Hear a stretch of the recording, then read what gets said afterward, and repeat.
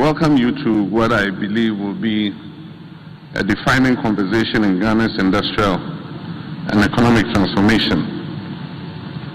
In the run-up to the 2024 election, I made a firm promise that if Ghanaians entrusted me with their mandates, I would hold an annual dialogue with captains of industry and business to address the challenges hindering the growth of the private sector in Ghana. Promise made, promise kept.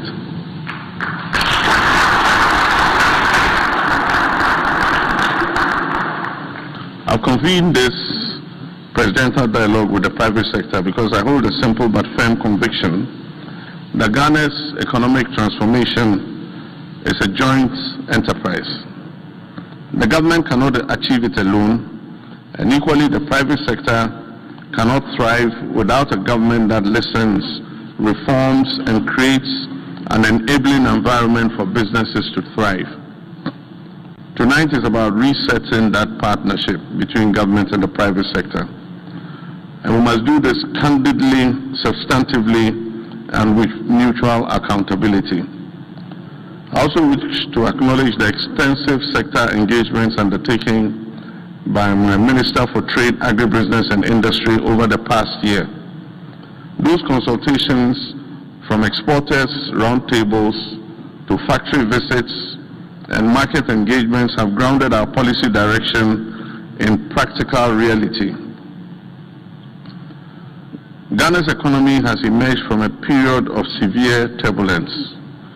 We are beginning to see positive signals: relative stabilization of the currency, improved investor sentiment, strengthened business confidence, new private capital investments in manufacturing and processing.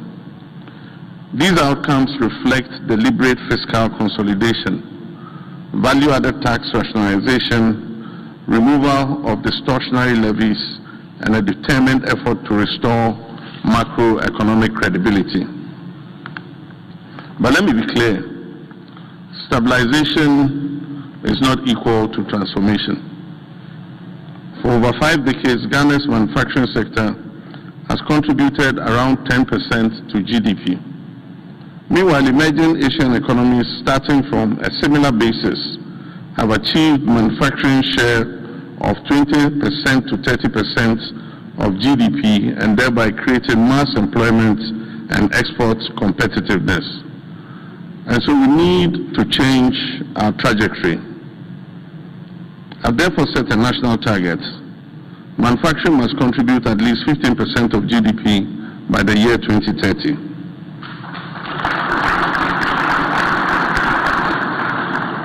Supported by 500,000 new quality industrial jobs.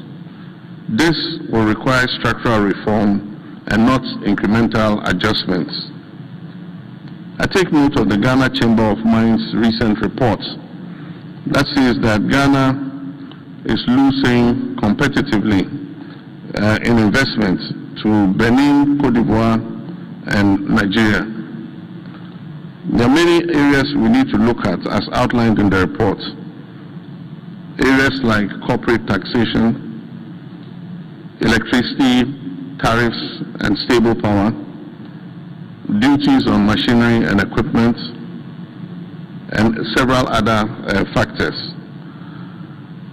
And so, across every subsector represented here tonight, one constraint dominates.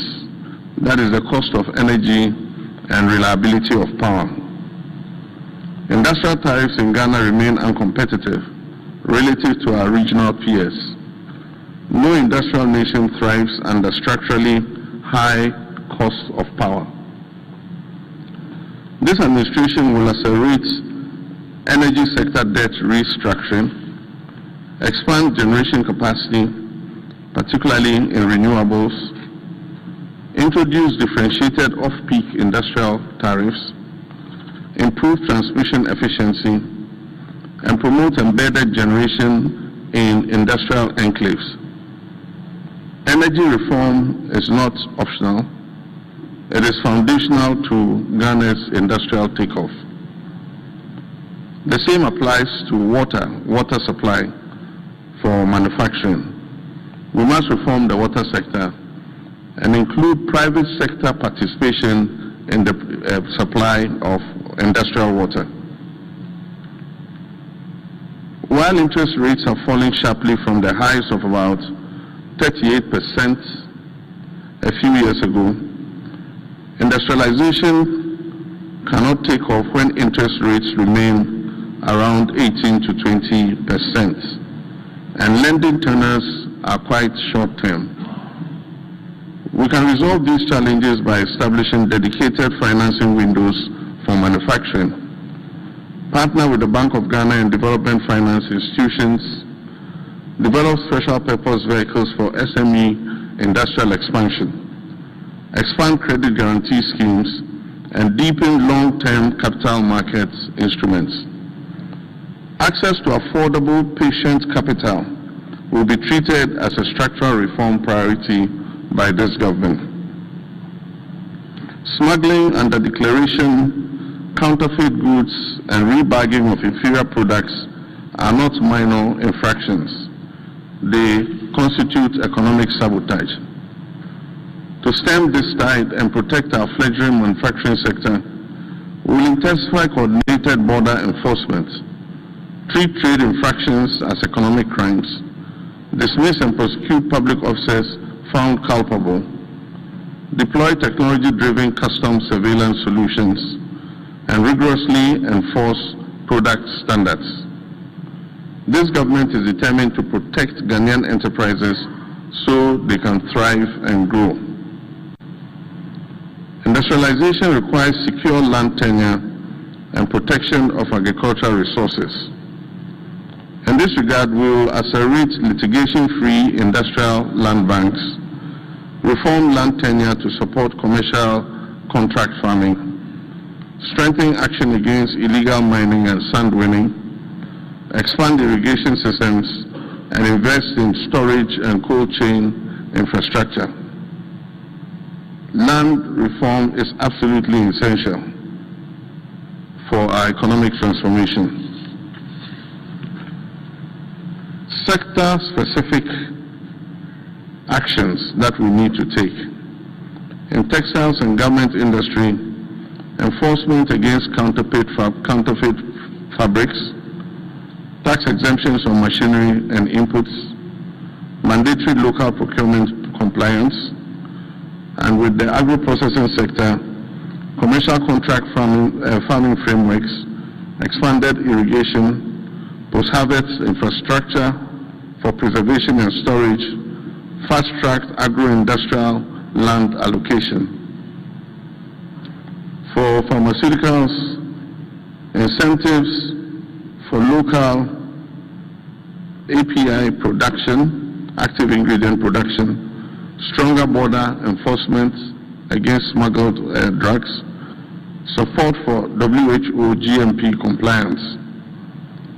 With the cement industry, enforcement of LI 2491, promotion of local clinker and other component production, resolution of port constraints in terms of discharge and logistical handling, and crackdown on rebagging of inferior cement.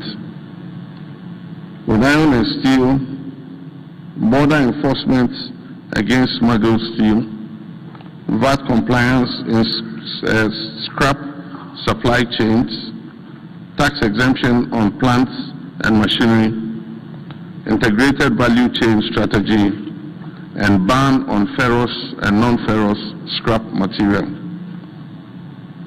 For food and beverages, stronger port enforcement, cold chain investments, and local raw material substitution. And for automotive industry, enforcement of age and quality standards, fiscal incentives for localization, affordable vehicle financing schemes, and regional market expansion under the African Continental Free Trade Area. The Cabinet will soon approve the National Agribusiness Policy to anchor our aim of value addition. Recently, wild fluctuations in the world cocoa market price have compelled us to take emergency steps to cushion our cocoa industry and protect our farmers.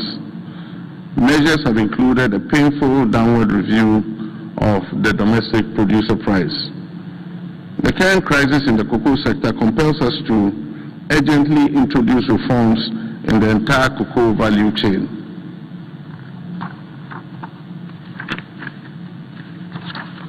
Reforms will include, amongst others, domestic funding for cocoa purchasing, expanded involvement of local licensed buying companies in cocoa purchasing, including the revamp of the produce buying company, expand value addition and processing of cocoa and other tree crops locally, automatic price mechanism that pays the farmer 70% of the international market price at prevailing exchange rates, drastic reduction of expenditure and elimination of waste in the cocoa board, and retooling of the cocoa processing company. We must move Ghana from a raw commodity exporter to a value-added producer. The same applies to the extractive industry. To achieve processing of all mineral ores locally within a 5-year time frame.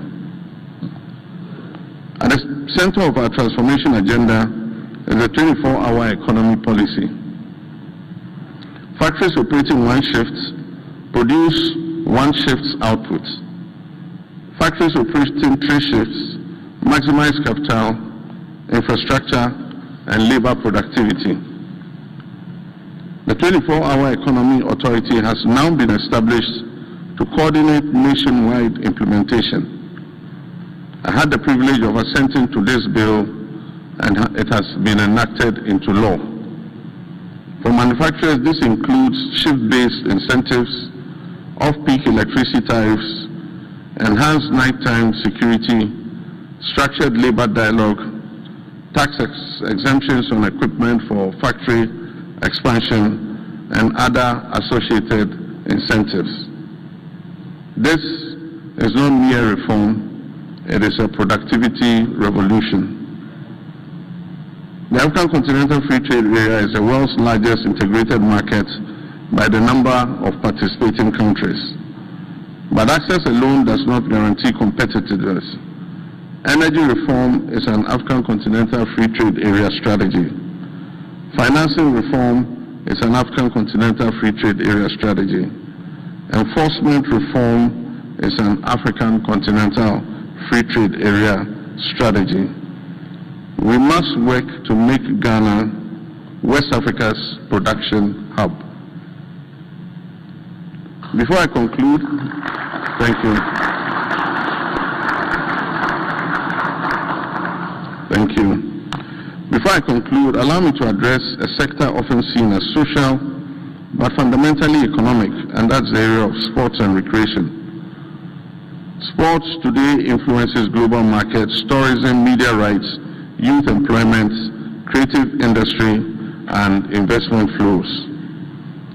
In 2026, Ghana stands at the center of several global platforms. Our national football team, Black Stars, is preparing for its 5th FIFA World Cup appearance. Our women's soccer team, Black Queens, heads into continental competition with renewed credibility. We also prepare for the 2026 Commonwealth Games and the 2026 Summer Youth Olympics. These moments position Ghana before global audiences and investors in ways that few sectors can do. We've therefore established the Ghana Sports Fund, a transparent financing framework for grassroots development, school sports, athlete welfare, infrastructure modernization, and long-term talent pathways. No country achieves sporting excellence without deliberate funding systems. I invite corporate Ghana to view this not as charity, but as a partnership in national development. Government has created a framework. Let us build the systems. So tonight, private sector, I have you here, and all senior government officials, ministers, Bank of Ghana, GIPC, 24-hour authority. all of us are here together, I propose a covenant between us. Government must commit to maintain stable macroeconomic policy.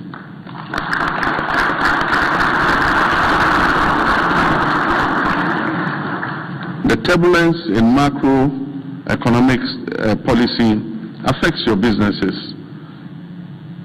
We must maintain regulatory clarity.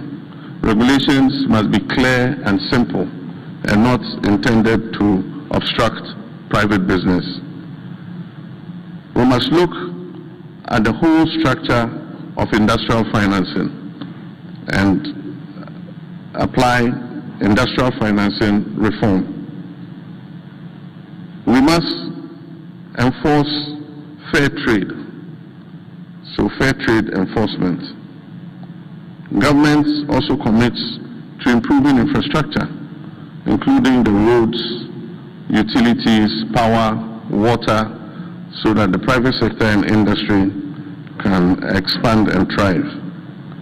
And then also government commits to regular consultation with the private sector to resolve the challenges and obstacles that prevent your businesses from growing.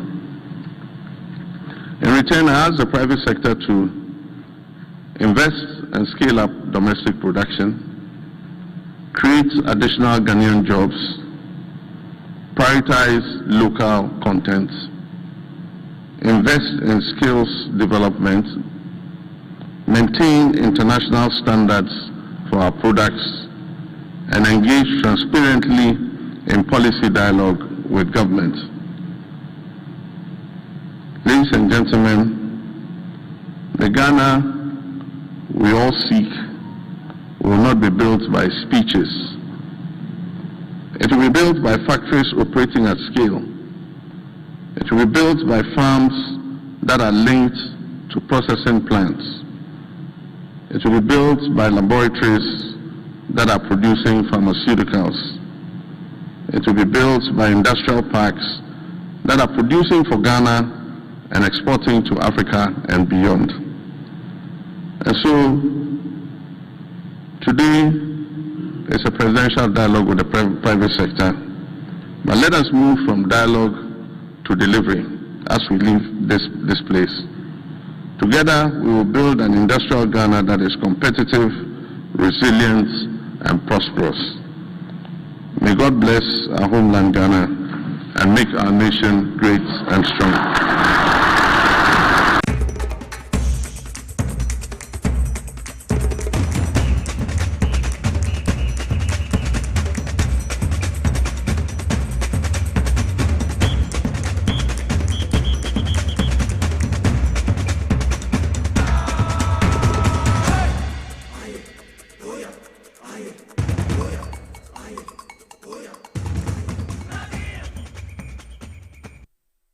Live on TVS YZ and also on Power 97.9 FM, the hottest and the biggest conversation in Ghana inside politics in a different studio. How 37 Brest Street, the heart of Accra, will studio tour in all the 60 regions across the country. I call land in a GFM radio, on Fire Life Radio, Mukremo, Samsung America, Mamu, Apple 68 FM, Virginia, Northern Regional Capital, Tamale, Kesmi, 107.1 FM, Bole in the Savannah region, Kiligi FM, WAW from your call Upper East Regional, 3 radio stations and a FIN Life and away. Bokuya Source 100.1 FM, Zaps FM was Sabina na Pusiga, a Wingpan Sampa Wende FM. Your Central Regional Capital, Cape Coast, Adam Sounds Kremu, Kotokraba Market, Sansuna Rich FM Kremu, Ewo Asin Fusu. Yanko Bron region, Tiny Tipona FM on Sokon and Suma FM so Ewo Nkra Nkwanta. Your Regional Capital, Go Sonanum 92.5 FM station with ambition. Sanso and Juno FM so Ewo Sankore. Yefu on your quarter, Mantama Hinkru Kesi Takra Day. Sharp 106.9 FM Kremo, Iziama Elembele, West End 100.3 FM so Ekrem. Yefu on a fee, Yediani H.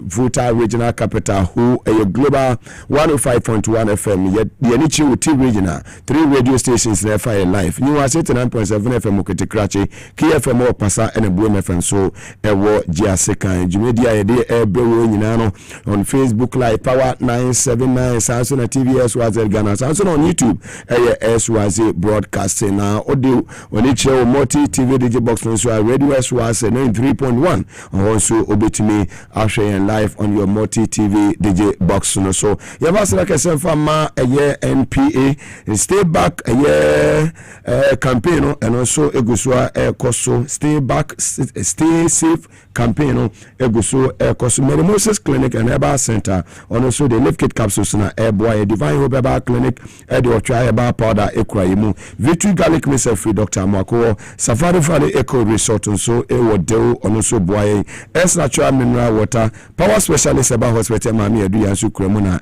Hebron Hills International School or say excel and shine Jumakwe nyina da roma ene techra yedi jumedi ede bro free and studio hour 37 Abebrese Street heart of Accra so na ene ensemno edoso ene eye efie ediesia pepe pa Dr. Kwame Nkrumah onyafa wudi di ma my Ghana on the 6th of March 1957 na aja yanu foi asefoi omutumi eku etu no efie eye akonya so na ho semno sai ena esitie enenso a mark the 60th eye 60 years a yede kai Nkrumah overthrow no ho sembe na aba Kotoka International Airport bo no tu eye Kwame Nkrumah ban go ye no no so yini din de free yen terminal 3 airport kese e Ghana han se dia de atoso Accra International Airport we nyina yen sema aba betudwa enu breaking news need ma on your number one political talk show in Ghana Inside Politics so TVS was na Power 97.9 FM ene honorable Joseph Bukari Nikwe Minister of Transport wakasa yede ho nsem nyina de bro Finance Minister Dr. Kesela to force so ede sembi atudwa nyina yensema yaboabo anu a yede ebro yebobawura yen cocoa sector ho so ene na ahwe ensema efa yen deputy CEO edema Ghana Cocoa Board numunyafo ato Boaten wa responded to allegations bia yanufo we anu kuma Vincent Eko asifua MP for Tafo Pankrono one ne nkofo MBB for omu hunusu ya ato mata setasi o masate omuni man betra so ha muti omutumi nyati da so bloggers no so mo betwe so are ready so nyina no de o se make and me fire without fear or favor me da no simeti wo na fe map X natural mineral water bi agu me ba ye beje bre ne bi nsim nyina mo so the amount Mr. Frank Allo baby I will be a chia kese enkuma Mr. Frank Allo yankopon shana onye o kese ye da ho abasese aye ba de nsem nyina mo chemo ebebe one ne penifo amnu bidi dwumadie no eye kwadwo yebo a na eye Charles Makati fiada na omota ba ene eye boja ye ene ye de boja kwadwo yebo a ebe wa ha mamusa manfo aje so ye kwadwo yebo a ewo ha sanso na Charles Makati nso ewo ha na yemia eye Chastela former Asante Kotoko yen player papa ono so watinu in ya ohe life sanso na Patrick Ndegu ono so ehwe life Hajia Alima Akomapa ono so Madina ono so ehwe life Musa Masa Musa so ehwe life ewo London Derek James so ehwe life sanso na adofo bibia omo etinu in omo eti dwumedie no yemo bibia ha mo bibia kwa aba edeba inside politics dwumedie so me dan no simeti na ba me ba e beje bre na bia nsim nyina mo so e de amaye na hwefo ene yen etifo ba sisia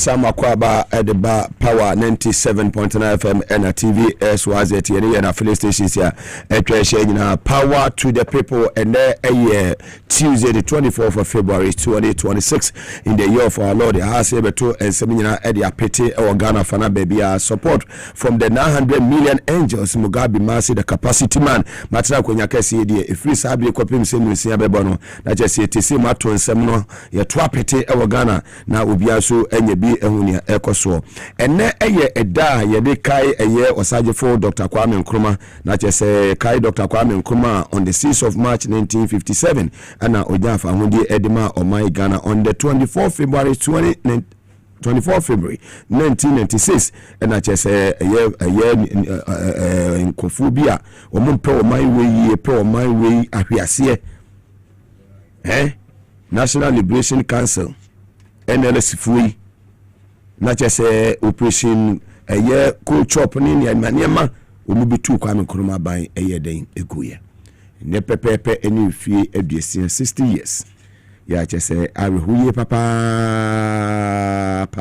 ya chese Kwame Nkrumah kwanya omode no efa so no na enye asamketu akora hwe niema papa niema wo ye de ma wo my Ghana temamoto we akoso modam Kwame Nkrumah University of Science and Technology any achievement are unprecedented and ye kai Dr. Kwame Nkrumah yakopo fane kra ensi na enipa no wo ma wo my Ghana His Excellency John Dramani Mahama mampanyi papa hobrase mampanyi ya wo abadaye wo do wotima ya wafo wo my way babia na nado enne ne bawumia enne saa ni useless administration o mo de Ghana ekumu babia na ya nso da ye da se dwomama bitimi asesa ne makọ ebe ye ntentem saa no na Ghana ye na ye nie enne ka single digit inflation na yumbi yetumi record single digit for almost by 5 to 6 months ni ba be do 3.8 echese o my Ghana fa ne tuma pa efra dollar ni cedi no se cedi no wa ye den ama o my Ghana ba bia obenem bia wiase fa na ba bia no ye leaders makomako enum a ye ka se o mu ya mampanyifo madwuma so ani a bibi memha His Excellency John Dramani Mahama oso ye kaiwo Kwame Nkrumah the second Nkrumah ya Ghana nyawo His Excellency John Dramani Mahama ni mapa Kwame Nkrumah shase ye busufui abonsamfui UP fuasefui yo mumpe o man ye pe o man hwiase me bi mu kukuru o man wedi ekoto yi se ne Kwame Nkrumah ko nene ye kan woni mfie aduasie mu a ye kan se His Excellency John Dramani Mahama enyuma pa no to aso na ye de obeye de abo o man se de bia o man Ghana ebetumi afane tuma pa efra. May his soul continue to rest in peace. You move to the transport ministry. And you breaking news on this show. And where we are around same time here. Say Transport Minister Honorable Joseph Bukari Nikpe. To me Edinema to akwem. Amene yokupie mu amrase bejofie. Edinema kototo ho. And we are press release in the buy no TV SYZ any Power FM any first station you breaking news in say adie beche ene 24 February 2026 na chese o my Ghana Kotoka International Airport dino ye freso am ya ba benya Accra International Airport we rename it say Kwame Nkrumah na we see airport no idi ode to so no na ye Accra International Airport TSS sankofa yinchi nti asan akwa din dada na esan edi abre eye o my Ghana na enei transport minister onimonyafo eye Joseph Bukari bebi abefa bia Bukari mo befa ne bra bufre no mo befa ne dada bufre no sanse papa yi aye adwuma papa ya chese enei bibia edida na kwam ama sisi ameka said ye Kotoka International Airport ye everywhere idifo fly ye de amano no ene Accra International Airport na opanyi emei Honorable Joseph Bukari Nipe okasaye ekyerɛkyerɛmu justify the entire decision to I mean say yebe change din no akɔ Accra International airport woni essentialfo edi nkita ho ene ni media engagement na no pay no yetin sema Honorable Joseph Champion Bukari Nipe wade to essentialfo ni mena no pay. You remember that it came as a result of the NLCD 309. It was a decree that was brought to set a trust to cater for the families of Kotoka and other soldiers who were killed along that time. And it happened that he was killed at the forecourt of the airport. And so if you look at the decree, its intention was to set a trust to take care of the families of the soldiers who were killed. And so if you look within it, they decided to honor him by introducing or renaming the airport after him. But the purpose of the decree was to establish a trust. Now, there was no any legislation in Parliament to operationalize it. And so there is no anything in it for Parliament to amend or Parliament to legislate. It was an executive order that was given to recognize somebody who was killed at the forecourt of the airport. And the rightful thing is for us to come to an executive announcement again that the name is reverted to its original name. Airports are named by the executive orders, all our airports. That is why when we changed the Yakubu Tali International to Tamale International, there was no any legislation. When we changed the Prempre Ejima, the second international, there's no any legislation. So Accra is not an exceptional airport. What it is for us is that it is the gateway to the country. It is our international airport. And we looked at the decree, and its main purpose was to set up a trust to take care of the far gone the way to rename it to its original name. There's no any legislation in naming airports in Ghana. The good news for us is that all these organizations that control aviation, since the name change of Accra to Kotoka, have not changed the country code. Akawo still maintains the country code DGAA. Ayata and Akawo still maintain the country code ACC. So there's nothing to change at the international level. The only thing to change is the signages and the billboards that we have.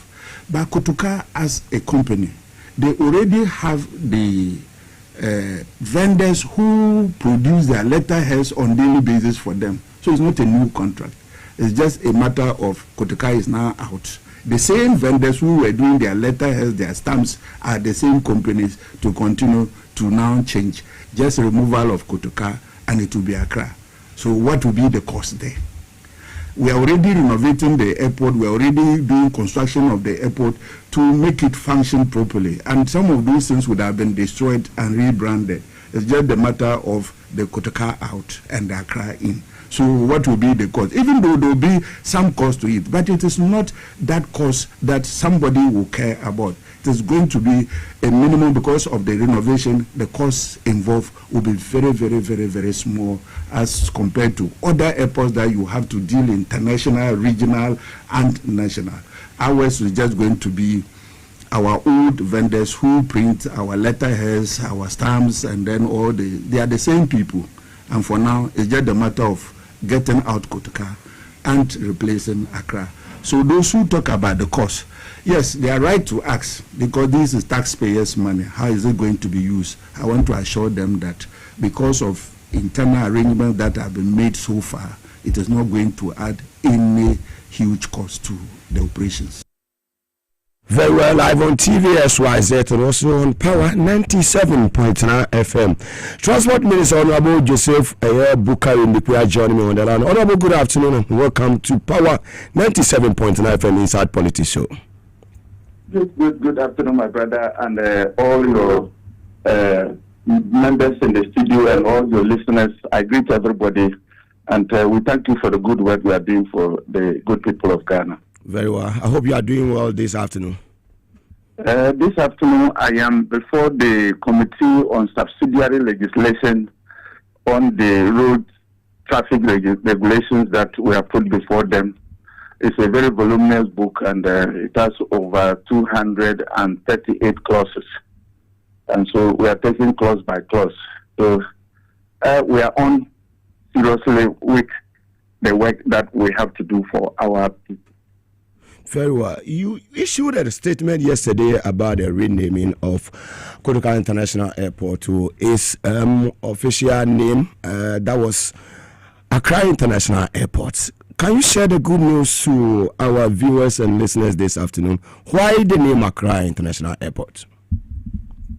Thank you, my brother. And let me once again say that it is always with joy when we are talking with you, because you bring out what the people want to hear from us, and they can hear us clearly. You remember in the early days of our struggle for independence, the British Royal Air Force had a base in Ghana during the Second World War, somewhere in 1936, where they used the British Royal Air Force base in Accra here to convey or carry fighters or soldiers for the Second World War. After that, in 1956, that airport was returned to the civilian rule, and by then it was under the leadership of Osage Kwame Nkrumah in 1956, who developed the airport and changed it from a military base to a passenger terminal facility to now become a passenger airport. As at that time, he had named it Accra International Airport. Now, fast forward, the military took over from him, and it's a coincidence that today is 24th of February. But this happened on the 24th of February that he was overthrown. And the airport, somewhere in 1969, the fellow Kotoka who overthrew him was assassinated or killed at the Accra International Airport. His colleagues by then decided to honor him by naming the airport after him.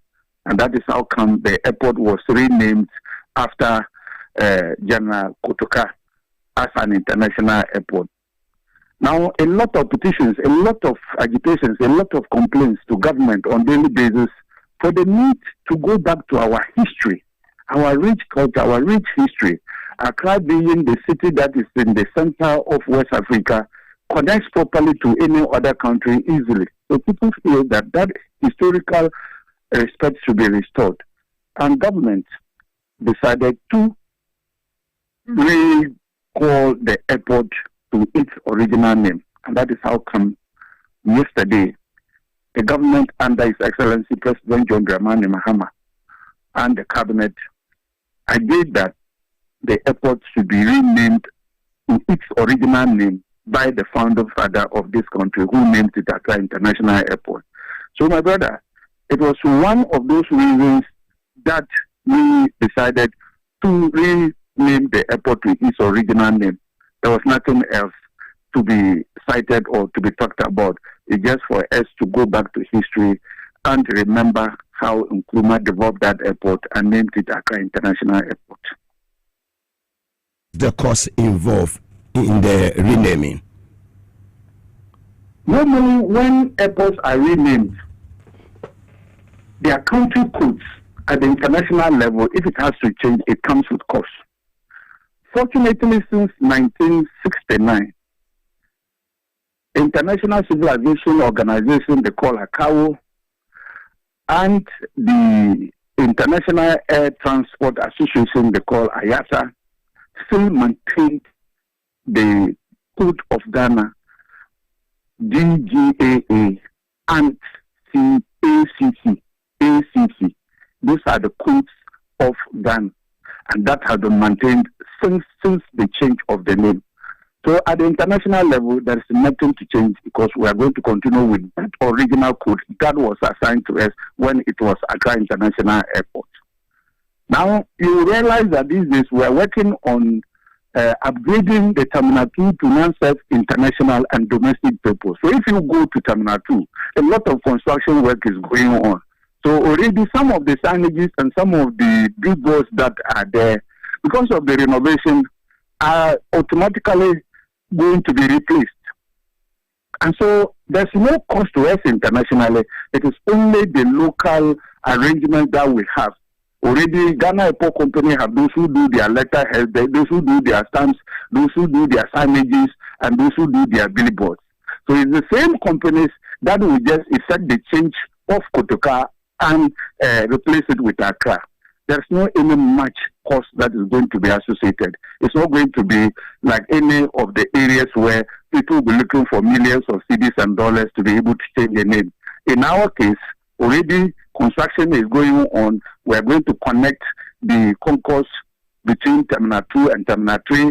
We are going to rebrand Terminal 2, and all these other works are already on contract, so they don't need any expenditure to add. Very well. So I can tell the rest of the Ghanaians that even though only the changes of the billboards and the signages, we don't have any other higher costs that will be associated to this renaming. Because of accountability, I hope you will come out with the exact figure as to how much you spent on the renaming, Honorable.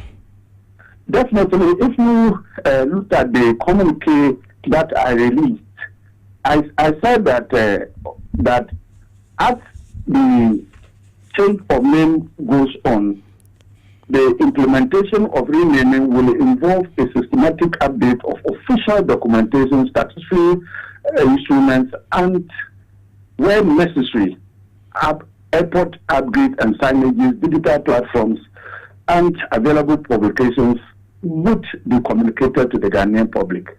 Right. So clearly, already in our roadmap, we have these processes to account to our people at the end of the day. The respect is that we should let Ghanaians know that we have changed the name from Kotoka International Airport to Accra International Airport. The rest of the processes we will duly and properly account to the Ghanaian people, and they will see that it will be one of the airports that the name will be changed with a very minimum cost. Very well. Thank you very much, Honorable Joseph Bukari Nupe, for your time. Enjoy the rest of your day, Honorable. Thank you. So I'm grateful, and again to say that some critics were talking of the decree that was established. It was just a decree to establish a trust, and that decree was the decree 339, and that decree's intention was just to establish a trust to take care of the wives and the children of those soldiers that were murdered. Fantastic. And so we are grateful and want to thank Ghanaians for their cooperation, and they will soon see so many changes and updates in our airport who will play its role as the aviation hub to West Africa. Thank you very much, Honorable, for your time. I'm grateful, my brother. I'm also grateful. Well, that was the Transport Minister, Honorable Bukari Nupe.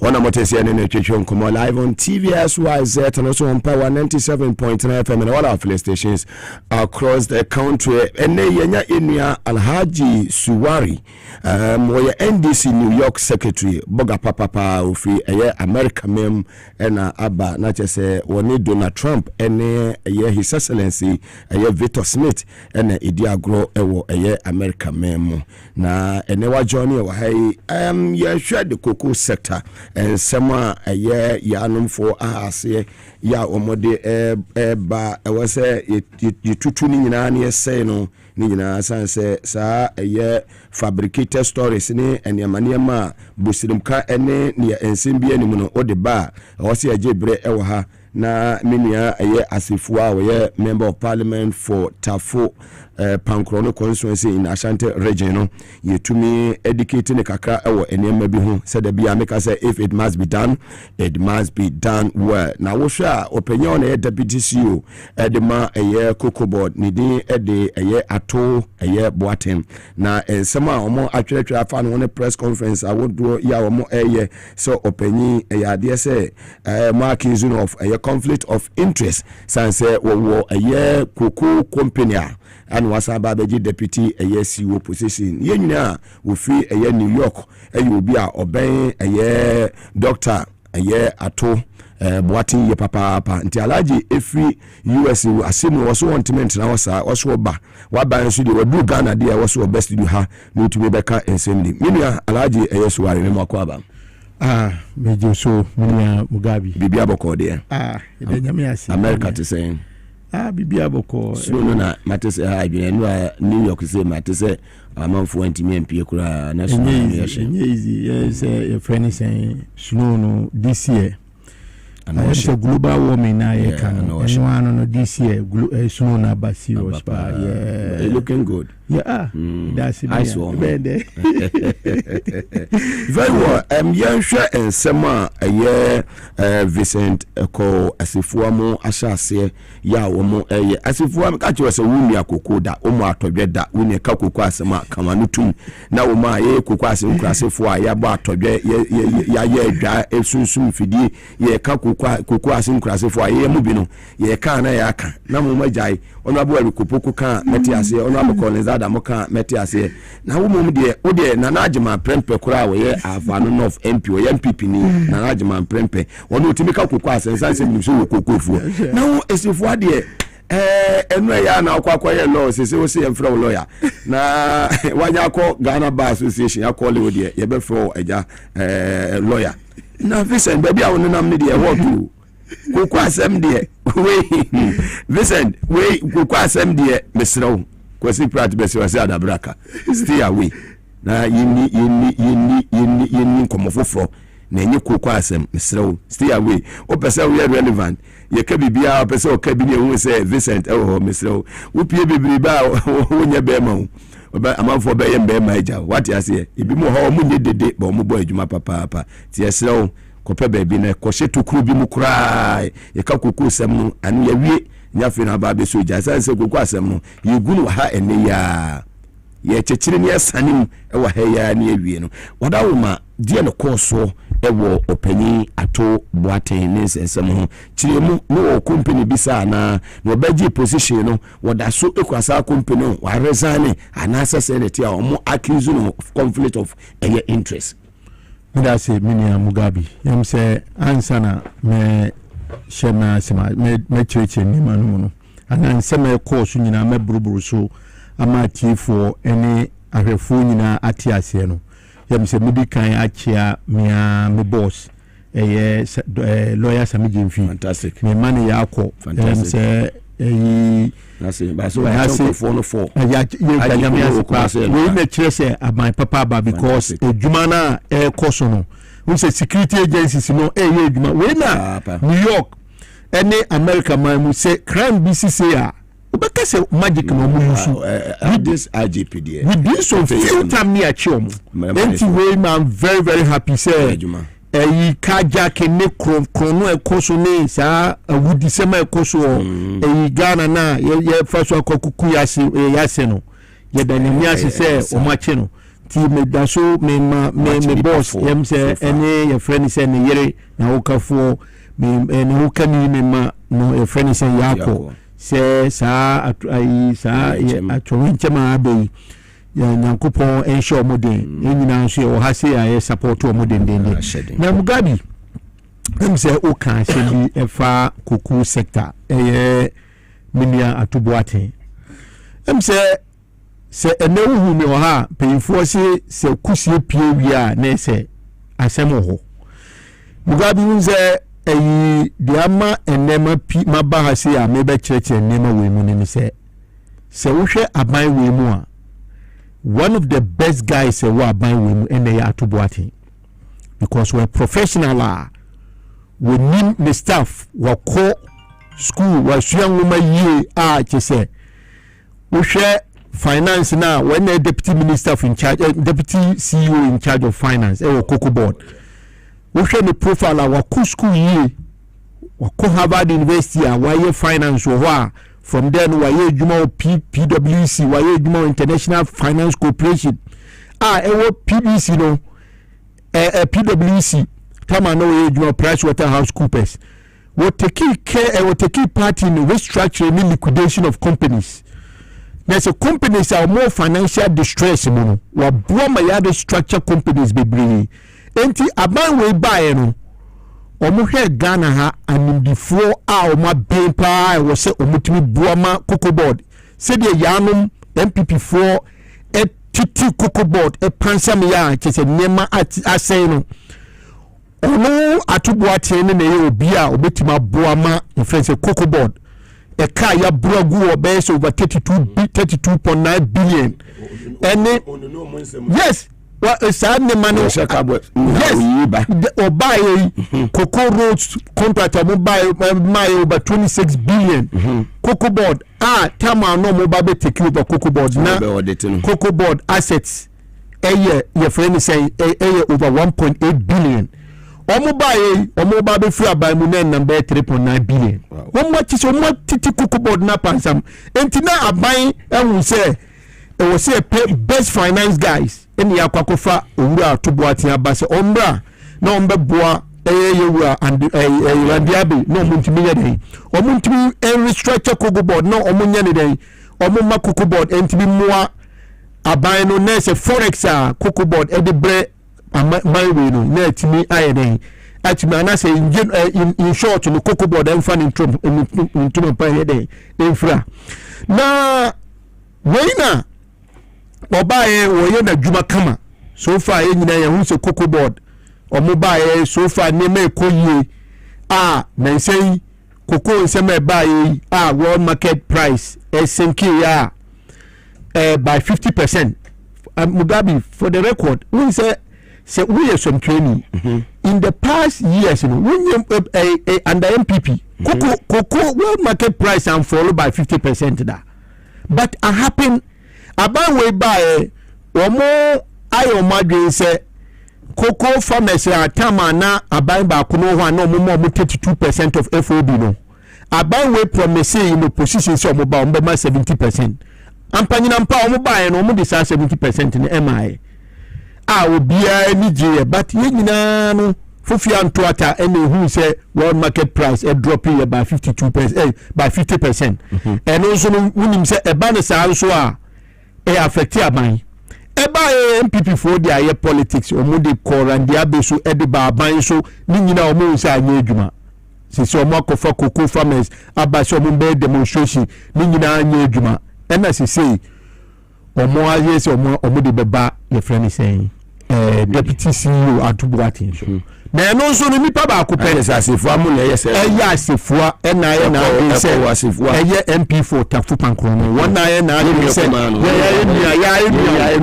se brown issues no so kra no wonti ase se be omi akoko be tire mu issues wonti ase na odinam na onya support bi anso so still an ogusu press some before no be friend no but if you go social media or there are some to responses are one and say still are but I'm tempted to believe say obi she chire na piano so what I say I'm tempted to believe so say bia say o mama ne kakra bi na o say on koye say adwuma na nya na sa osuru ma me adwuma we di e be hu bi da we pa be mfo adwuma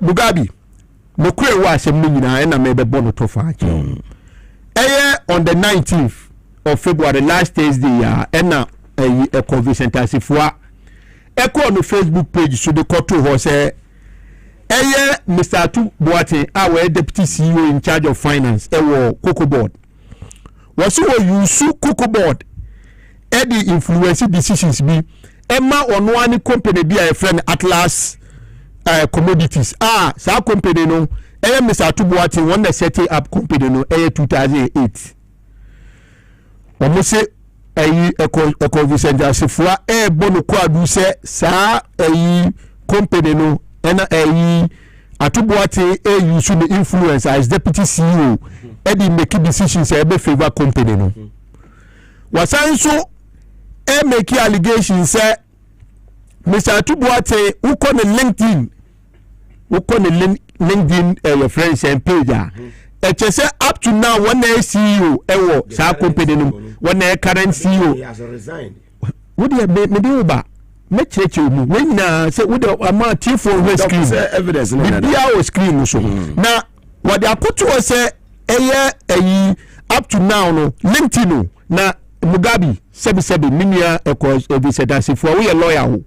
Say obi be catch you say obi aye bibia wo source ne LinkedIn and na Facebook Mugabe meti hai no company e wo New York.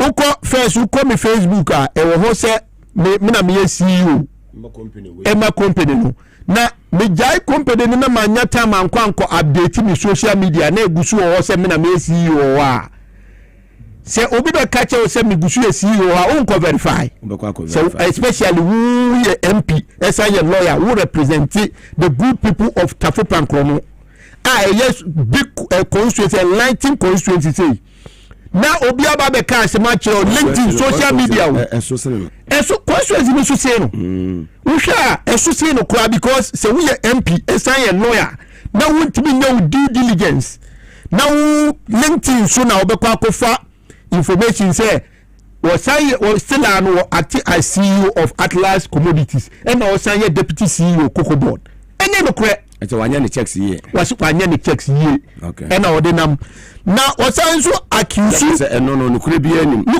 I resign from remember now give you documentation say we resign now you be we no really ya sande manema na o ya o mo ka kire na o ntie no ya be information about social media ya the facts about betu was still an oguso accusation I say when only adwuma because micro minority wo wa adwuma bi eni wo say obi parliament members ni bro so nti wo bi enyan enti onama am say information LinkedIn ni Facebook ni social media and as a year direct what dey me down what is any long time na eno kwa me dey over was accusation ba ko ho ye ni say Mr. Tubuate Eyusu PBC warehouse voter region. PBC warehouse will be effective of 20th January 2025. 20th January and now more appointing on February 5th. You know what resign documents in the letter and one desk letter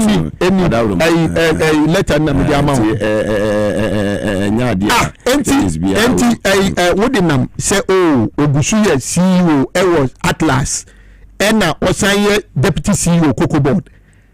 We saw so here letter in the crown. As director, I hope this letter finds you well. I'm writing to formally resign from the position of director of Atlas Commodities Limited in accordance with section 1751C of the Companies Act 2019, Act 992. I hereby give notice that my resignation will be effective as of 20th January 2025. I would also like to take this opportunity to state that I have no outstanding claims of obligation against the company.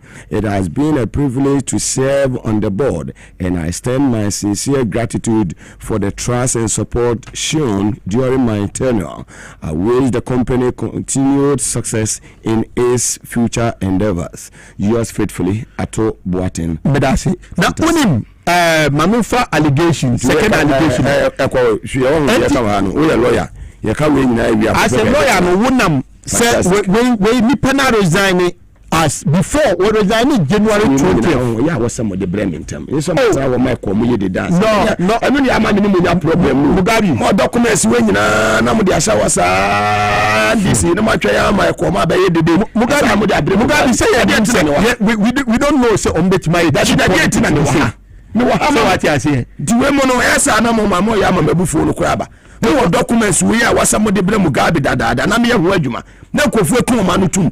Mo de to wa mo piazza ne Mugabe. Ye nim se omo ta asa de na mo de ba bia me nim se obi ti se e convey center sefua as MP NALO as or was say law. Na bi am reversion cheap politics be say. O ma panyi dada wo se kan na Mugabe pam for mo ni abu. Wunim na second allegation ne say Atubuate Eyusu PBC warehouse we voter region and the Cocoa and we see what the Mugabe Mamemao facts e wo sa asem no fa me ko we na famisi o nze ukro voter region somewhere last year cocoa board for ebe who say your friend is saying voter region about the major transit point hotspot cocoa your smuggle cocoa called Togo enti cocoa board etina say the board no o madwen say sade no ombe doso mo ombe hwehwem ahu de enti ama ye smuggle cocoa cook Togo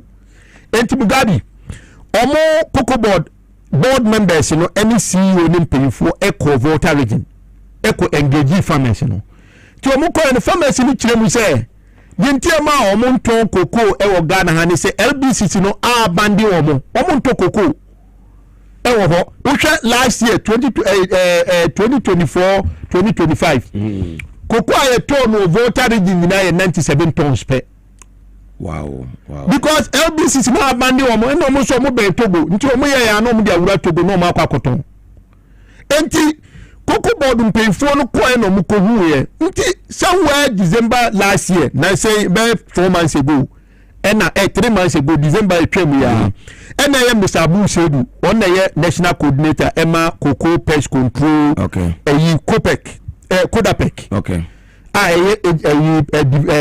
department wo cocoa board. Fantastic. Of friend Mr. Atubuate ka kire Mr. Atu voter region mu so farmers no en to cocoa cocoa no munya LBC ni nyina akọ abra cocoa board members ni CEO ni mpanyfo di kan akọ hu se cocoa no yento farmers na di kan complain already say LBC bi ni wa to cocoa LBC say atiefo person muti asia license buying company say cocoa board am kwan so mo koto cocoa fu akuafo enti em say your friend say say LBC bi ni wono okay me say wo say Atubuate introduce Atlas company license by cocoa board since 2008 yes so mo person mo tire say say Atubuate former company no ne wa ba deputy CEO no company ni ngudia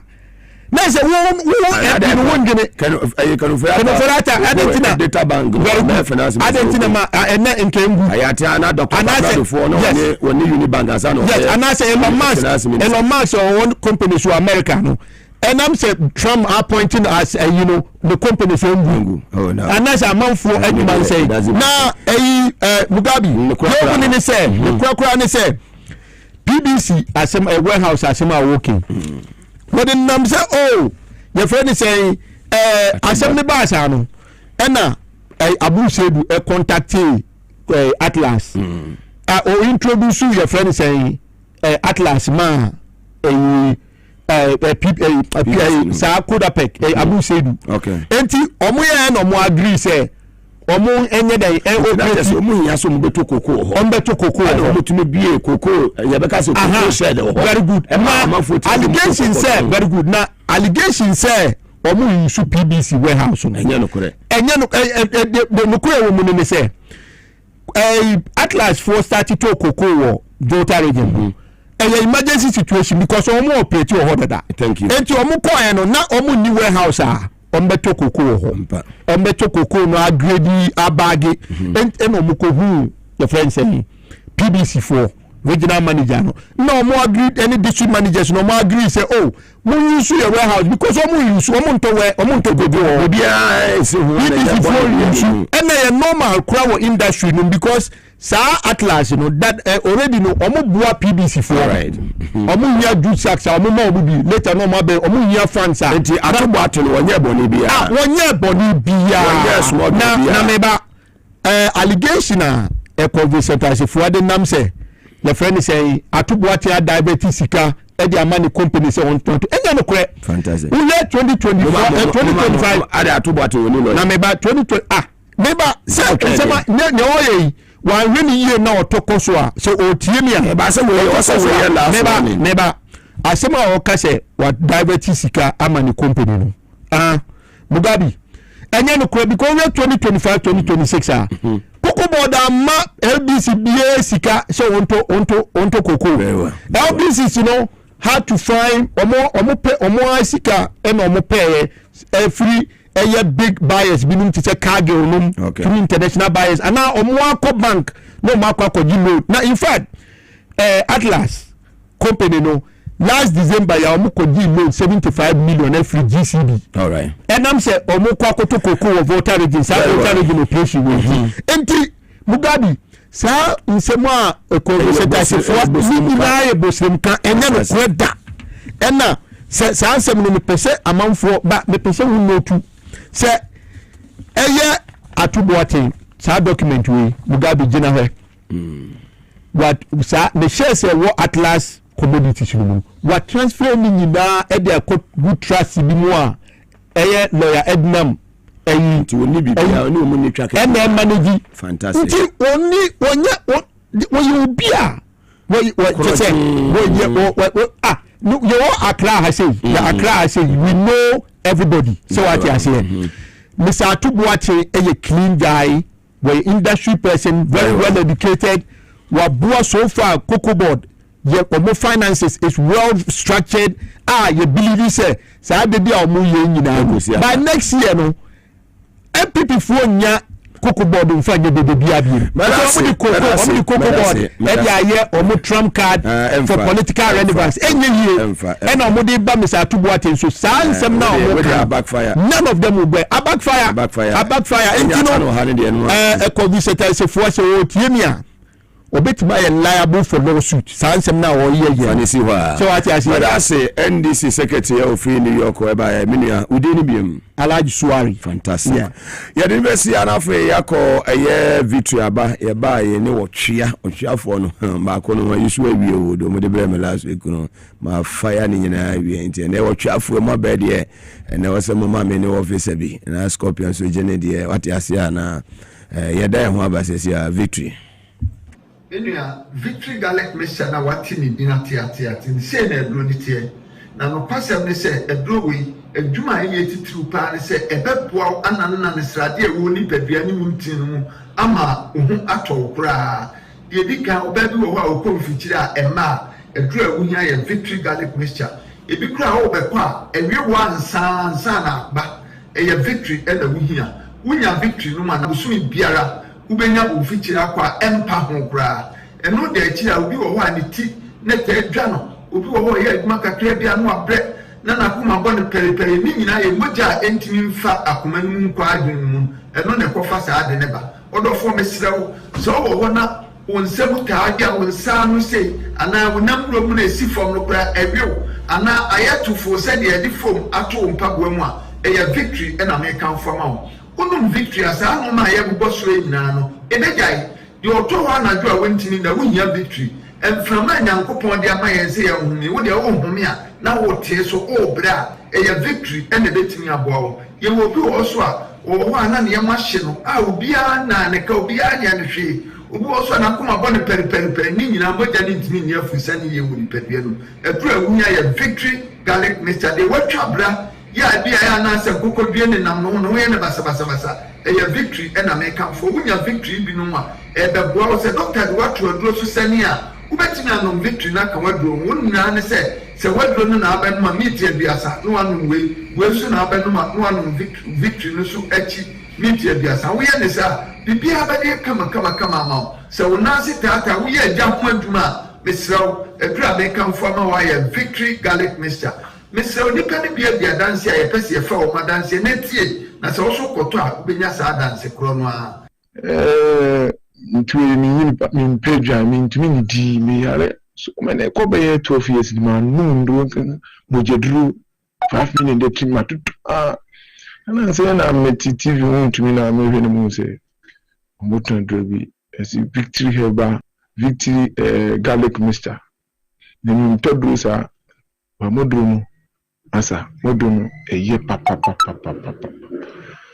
ntumi ni di o mi din sa no mi di afi me no se di ya na afi insa na afi me no ntumi di bi afi me di ma edubo ni sa wi semi anu so no ntumi di anu so me ba mu sa afi de anu so be di no ntumi di bi afi hu de me nya no ndi ti edu no kan wo TV so a nyam kutu bu ni no edu no anopa eni ewia ni enwure no ande no si afi Nyampara, me know what be am to me the demons of na to that ko ye black.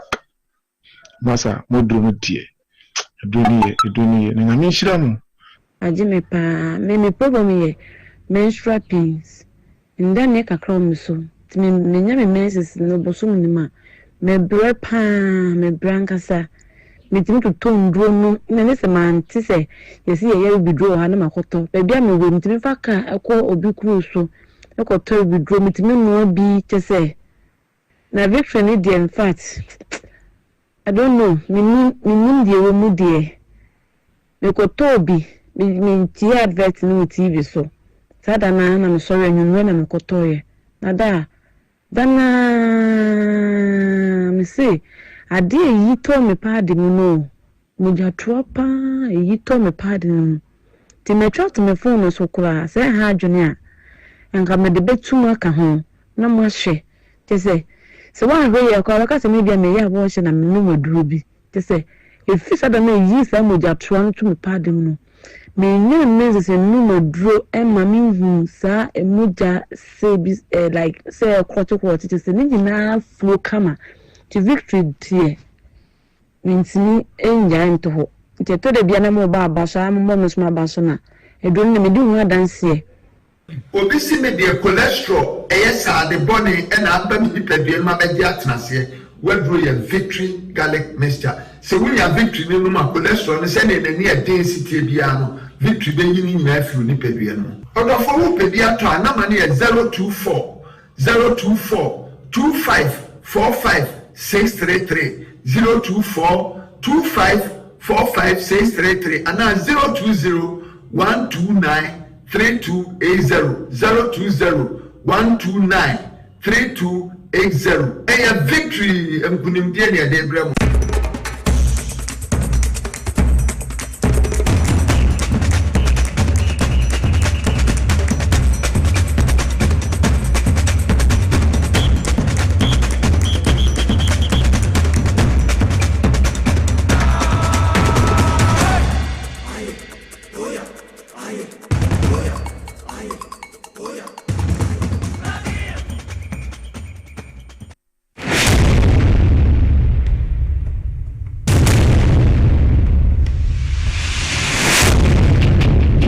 Every human body mass should have at least 60% water for optimal performance in any physical or mental exercise.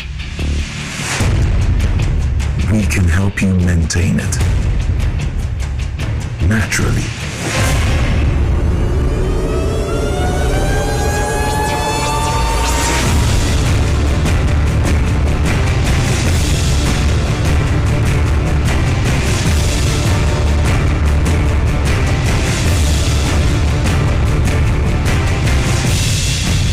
Natural mineral water. Simply natural. For bulk purchase, call 0596 273 546 or 0596 273 547. This advert is FDA approved. Na ede na ya obayi a oda forma so ne yafunu emunumuni. Oh, Mr. Entry, also yare ya titi be benfie pi nanso ne yam nyono da. Se me kire onu ahodo amato a me hunu hwe a ebe ya nwanwa. Menyi ni se what ulcer tamfo hexa capsules any hexa mixture yanum bom kotia ulcer no bia ma no anom. Anka ne ho ato no dadaada. Ulcer dro de eno ne hexa capsules any hexa mixture. Ankom ni nchiremu. Ulcer ye kura eto yafunu ene ensunumu. Etuma wo yafunu ekeka wa wogye ho a enyi. Ulcer etumi ema wo ye cheko ebra wadidi awie. So how eye ulcer de a compare hexa capsules any hexa mixture nanum bom na ho ebeto. Pedudu etu a ko okanshi drug lane Kumasi Dani Herbal Takradi AA Mensa Anafre 02038228555 Apefo abatanya woma won mofrelofo ene mofra woni mfiedum yenu enka ho Haxa capsules ene ne mixture ulcer tamfo edie age adwadie nkrato yi atom. Hi. Now let me tell you about Safari Valley Eco Resort, the first of its kind in West Africa. Upon your arrival, you are introduced to your butler, Who plans your itinerary? We were surrounded by wildlife from the moment we entered the eco park. So many activities all in the same premises. Visit the gym or the stables. They have it all. At my break, I'm able to practice my potting. We also went fishing on a man-made canal. Our tour guides taught us so much about the wildlife and how to interact with them. They used only electric vehicles here. This creates a serene environment. I'm told it's over 1,000 acres. My cabin here sits on 2 acres with a large terrace space overlooking my private swimming pool. Now this is royalty. They have their own farms, thousands of fruit trees. I can also have my lunch here at the waterfall. Quite a beautiful place you have here. Visit Safari Valley Eco Resort in Ghana, bringing you closer to nature.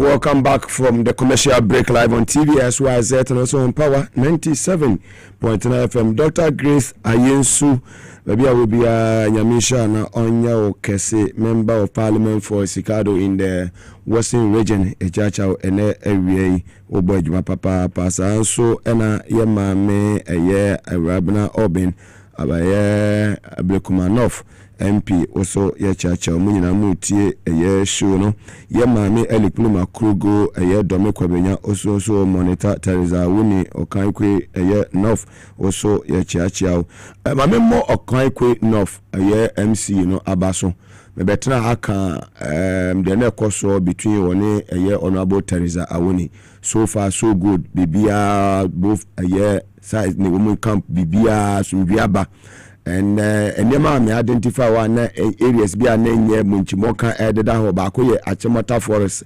ekwano be bia eba ye Machimota Forest roundabout no so no omo etuetua ntokuru no and one so da akwete ma ho ko ye baby a mosque no kwano ewo and so matimi asisi kwano so far so good me bom abaso for that a fantastic job eti wo boy adwuma ni ya me betena me bo abaso nko yesu me ba me fire with that favor so far so good okankwe North honorable Teresa Awuni onewo MC mo boy adwuma papa so na honorable Suwa Amasama MC wo boy adwuma Selom also ensamama doji also wo boy adwuma monkoso sa na enyema enko yesa otwa fo no aba na otwa fo ya bede kan diga me mo aba bibia boko de bibia boko ba de do rigo ya ma de odia no no ne de mama mbibire o se pese u tiene mama me say 6 last week de me isu nyina manasa oh nice fantastic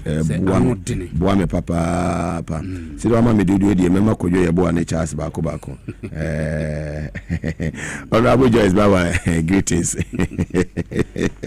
na macha honorable Joyce Baba na macha Dr. Kalisu is there asemebo dog ni say bibia boko de the capacity executive secretary na mencha me papa His Excellency John Dramani Mahama na mencha Brahma Mahama so meje say bibia boko de Nyankopon onkoso no mom ho ban and then chief of staff onmunya for Julius Zebra Yamisha munyina stand up momo adwuma team no ye solid onkoso emo adwuma pa me ade na wo ma ye na awie Mirasi Muga ahwefo mo hwe no mutie yen so amen Charles Makati so ha mo Fridays no mo ba okay ne bibieja one time fantastic yanko Mirasi Mugabe orofo me mo akwaba otwea herbal powder yaso ekesi okumase meko abusia kru ajanhye eho ne ebutu ye don so e de badwama so Ghana nyina obi aka ho asem abre ne abre bia me babia me ka kyerɛw se eduroi Ghana nyina obi aka ho asem obi agye atum esane adwuma won so a eduroi ebo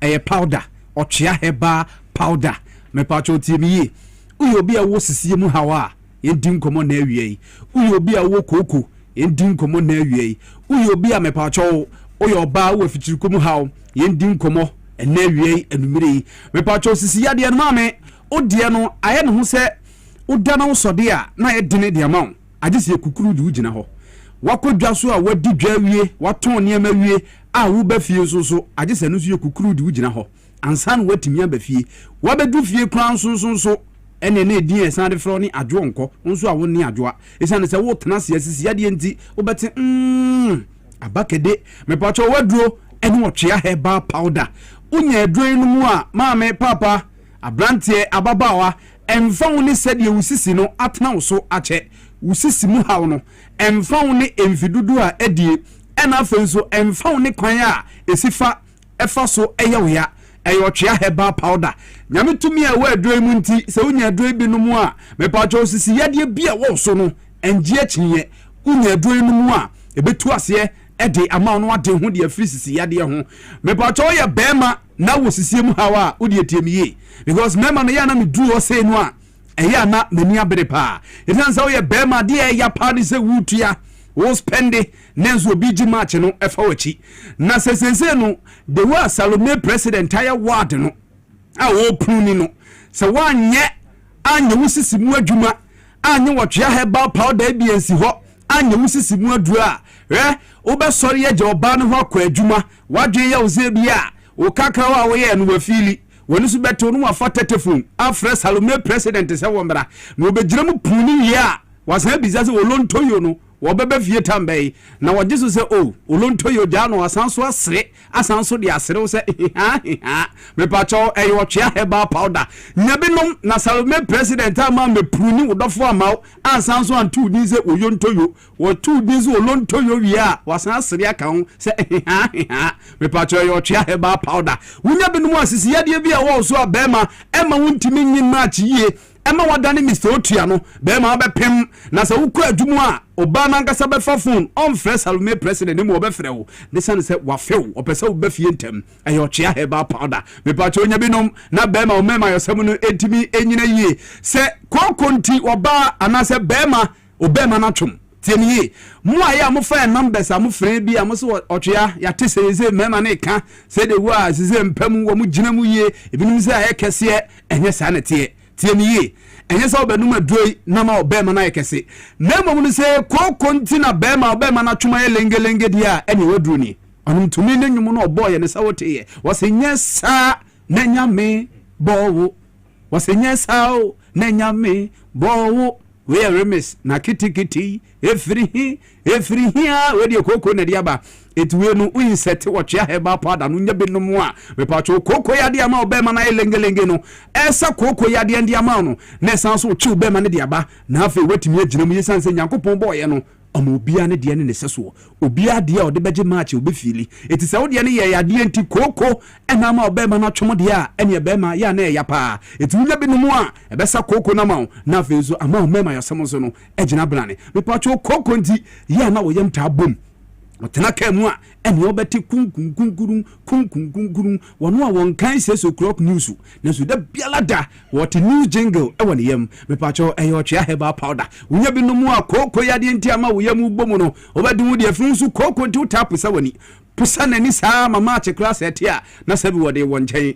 eyo twea herbal powder nya bi no na sese ma nani ada ho obu a koko nti wo so obehye space sese de Russia guy ni baba ye enti no oba bia hu se o hye space pe masa obemu watu eti yese dia mesrawo se kokonti wo ya nya ani hawo a me pacho eni wado no twea herbal powder zan se Russian guy no obese space for market no etu pacho nya binom nensa koko yade no enfama wonso a kokonti uta kwan wo minimo tiemiye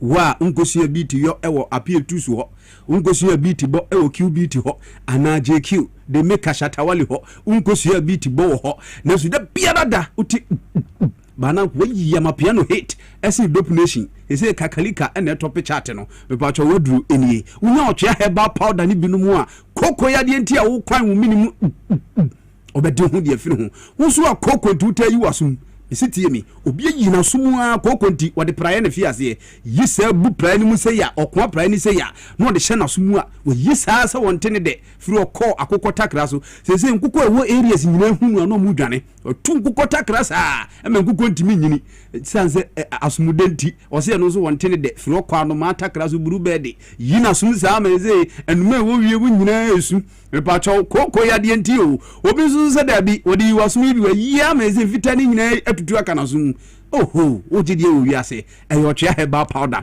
me pa cho se wunya binumu a koko yade enti ama wasum e ye wo hene no obi zo pepete takra sese abaifo zo ne e bo mo hwe so omo dane be yi na anadwo no mo dane pete asofofo no so bo mo hwe omo konso omo mabiem mapacho wedru eni nyabenom na koko yade a ama wuyi wasum no mapacho so bedi hu de afiri hu koko ne mfa ne babi a afifiri wo wo yo ba na koko na jiwani maboso aye tuntum wo twi makeup saa da bi odi makeup na akata so e de obepia wo twi makeup ne bi say eh na hwani mapacho wedru eni wo chia herbal powder obi so oja ne na koko tina emuja ewom obi so asabi oja ne na na samaman afiri mu ba mapacho koko yade no nya wo chia herbal powder bi no mu a obedi hu de afiri hu wo yo ba wa fichirikom haw temiye emanu sumidu adabia sei no a fa ye numbers na go screen so no se o hyeyen e wo television so a fa phone no twa me no kasa sensi a obetumi afre yen o ye oba wa fichirikom haw wa fichiriko no emaye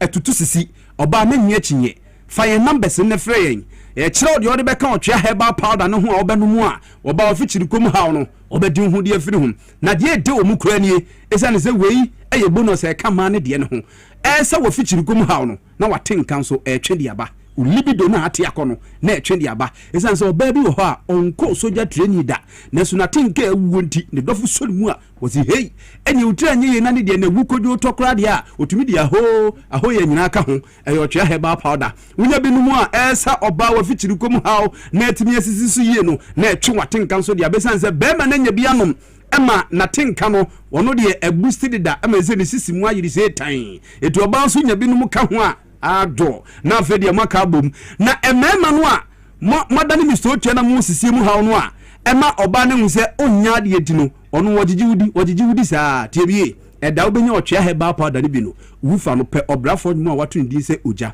ne fashim ne de obeba no enum no lyrics na ankasa be kasa o se ha do nukejo ne nkoba be fa ko wo sofu jana so awrade we otwa ebe hyehye no ebe kodi mu no ankasa be husampa afi wodi obeje wa obedwi hu tutu December busumi mu no black show no zama disco abayo na branded ni pie ya mesi abrante ni sisie mu haunti wodi abayo ni pie ye wo suro so wodi abayo ndu dem a okogu mema nyina mu ase etu wodu abayo ni junction wo si no wonu a wonya fantini wose kenekekeda abaya ansa menkeda se wose behwe wa wabere woboa wodi abayo du fie se kim okogu mema nyina mu ase be ma wonyo otwa herbal powder nom ensa wusisimu yade ma entini wuntimu emfo ben piem du ni junction se wonkenkeda da bida ne mu wunya binumu a udu oba ne junction oba na bebo nani se yenkenkeda obeje sampa yekeda ehotwa herbal powder baby etu do Ghana fana ba bia onsa ebetimi akabe do ni se nete enyenwunu enka ena do ni so nya du a wonum se bepege o da bi box ni nie udu pharmacy shop ni eba shop bia o se yema 50 box no na jefa ko ehim ba ku 50 untimi box na o de o se yema half 25 na jefa ko enkoso koto ba ku sei ba ku da bi emwa o kwa box na betimi age half ye chema otwa herbal powder jani tia to dini ane jani hye wa obeba baby etu edu Ghana fana baby abenya bi udu la pasa me pa cho eye Angel FM sanso ena kasoa udu educate pharmacy nisi pharmacy musa betimi akabi ena afi so House of Drugs e wa shama won so sa ebetimi akabi baby etu Ghana fana baby a je number now de frey yen 0591 565557 0591 565557 and 0550 639037 0550 639037 your last number no see 0551 228281 otwa herbal powder jetu ato it is jane shewa Mugabe obeba very well that's the doc ebeda ho aba kodwo yebo a atnase sanso na Charles Makati so atnase yeba be simpim na ye de ensem nyina de amaye na hwefo ene ye natifo eno a finance minister honorable Atoforsin Kasaye na nyakopon ya adoma His Excellency John Dramani Mahama president of the republic obeko Parliament House on Friday na wa present the state of the nation address no e de ama timamfo wo oman mu ye de bibia be free ho e de abrewa live on TVS YZ on so on power 97.9 FM ye be na ho yintie sama honorable Atoforsin e de tu dwa no na fe kwadwo ene chance so enyo makonya yintie Atoforsin. sustainability and protect priority social spending, particularly safeguarding investment in education, health, and social spending. This is the outturn for the end 2025 fiscal numbers. Your Excellency, last year you set for yourself a 2025 primary balance on commitment basis at 1.5%. The outturn was 2.6%. Better, far better than what you set for yourself. So, President, the overall balance on commitment basis was set at a deficit of 2.8%. We were able to achieve 1%, improving your own numbers. In fact, outperforming what we set for ourselves. The overall balance on cash basis, we set for ourselves a deficit of 3.8%, and the outturn is 3.1%. On primary basis, on cash basis, we set for ourselves 0.5%, and we were able to achieve 0.5%. Largely, I'll show you a slide on revenue performance. The non-oil tax revenue was projected to be 181.6 billion. We were able to achieve 179.2 billion. Largely, we were not able to achieve the target by 3.4 billion Ghana cedis. However, we were able to complement this shortfall with non-tax revenue, where we overly achieved our target and we outperformed it. The target was 18.4 billion and we achieved 24 billion. From the expenditure front, the total expenditure we target was 269.5 billion, but we actually achieved 238.5 billion. This means we were able to reduce expenditure by 11% as we said for ourselves.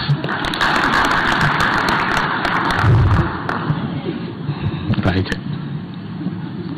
Your Excellency, primary expenditure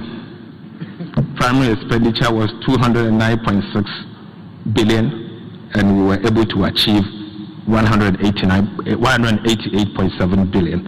Again, we were able to achieve our target and exceeded by 10%, only 10%. As a result of all of this that we were able to do for ourselves, we have successfully reduced Ghana's debt to GDP from 61.8% of GDP to 45.3% of GDP. The cedi appreciated against the US dollar by 40.7%, 30.9% against the British pound, 24% against the euro by end 2025. Our external position has strengthened with a current account surplus of 9.1 billion by end December 2025, up from 1.5 billion in 2024. And the difference is staggering, from 1.5 to 9.1 billion. Gross international reserve has reached 13.8 billion, enough to cover 5.7 months of import cover. The primary balance on commitment basis improved significantly to a surplus of 2.6% of GDP, exceeding our target of 1.5%. Public debt has reduced significantly by 82.1 billion cedis, from 726.7 billion, representing 61.8% of GDP in December 2024, to 641 billion, representing 45.3% of GDP in December 2025. The macroeconomic turnaround is broad-based and comprehensive. All sectors of the Ghanaian economy have witnessed some remarkable improvement. Most importantly, the size of Ghana's economy has crossed the $100 billion United States dollar landmark threshold. Your Excellency,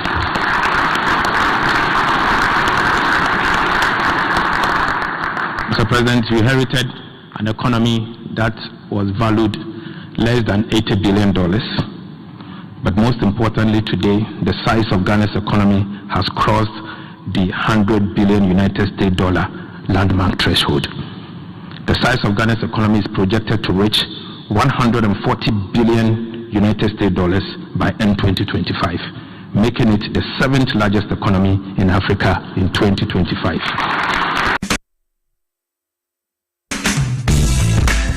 The serene environment fits into the goal of the school, which is simply to provide excellent educational foundation for your ward's development before they commence primary education. At first glance, clearly you will see why the school is called Hebron Hills International School, as the building stands tall overlooking town. With a Montessori style, we have experienced and dedicated staff and trained teachers. Our small sizes classrooms are meant to enhance teacher-focused approach where children get one-on-one attention from the teacher. Hello there. We are open at 7:30 a.m. and school closes at 2:30 p.m. After school care is from 4 p.m. to 6 p.m., while early drop-off can be arranged at 6 a.m. Hebron Hills International School is located at Midye off the Nsawam Road. Locate us with GP postcode GW0688 Ga West and GPS code 06884870. You can contact the school and make further inquiries on 050-876-2375 or call the office directly on 0302-918768. Email us at hebronhills.school@gmail.com. Hebron Hills International School. Excel and shine.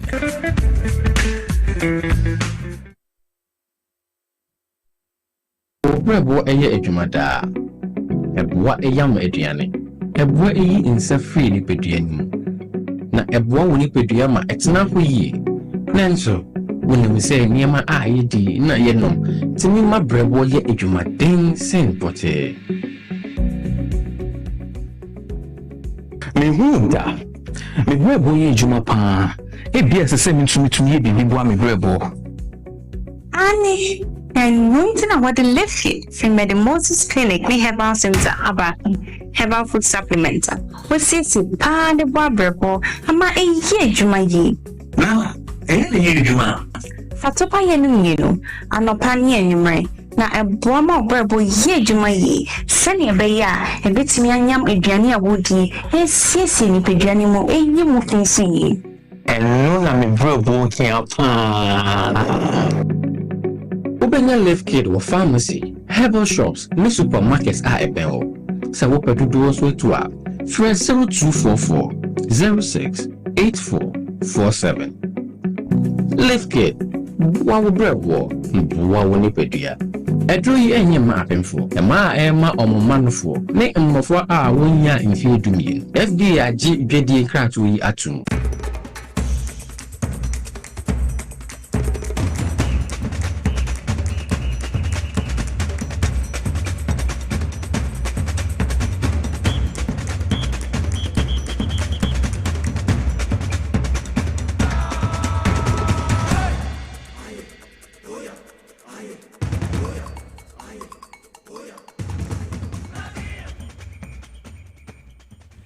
Sama kwaba edeba TVS was so and a power 97.9 FM.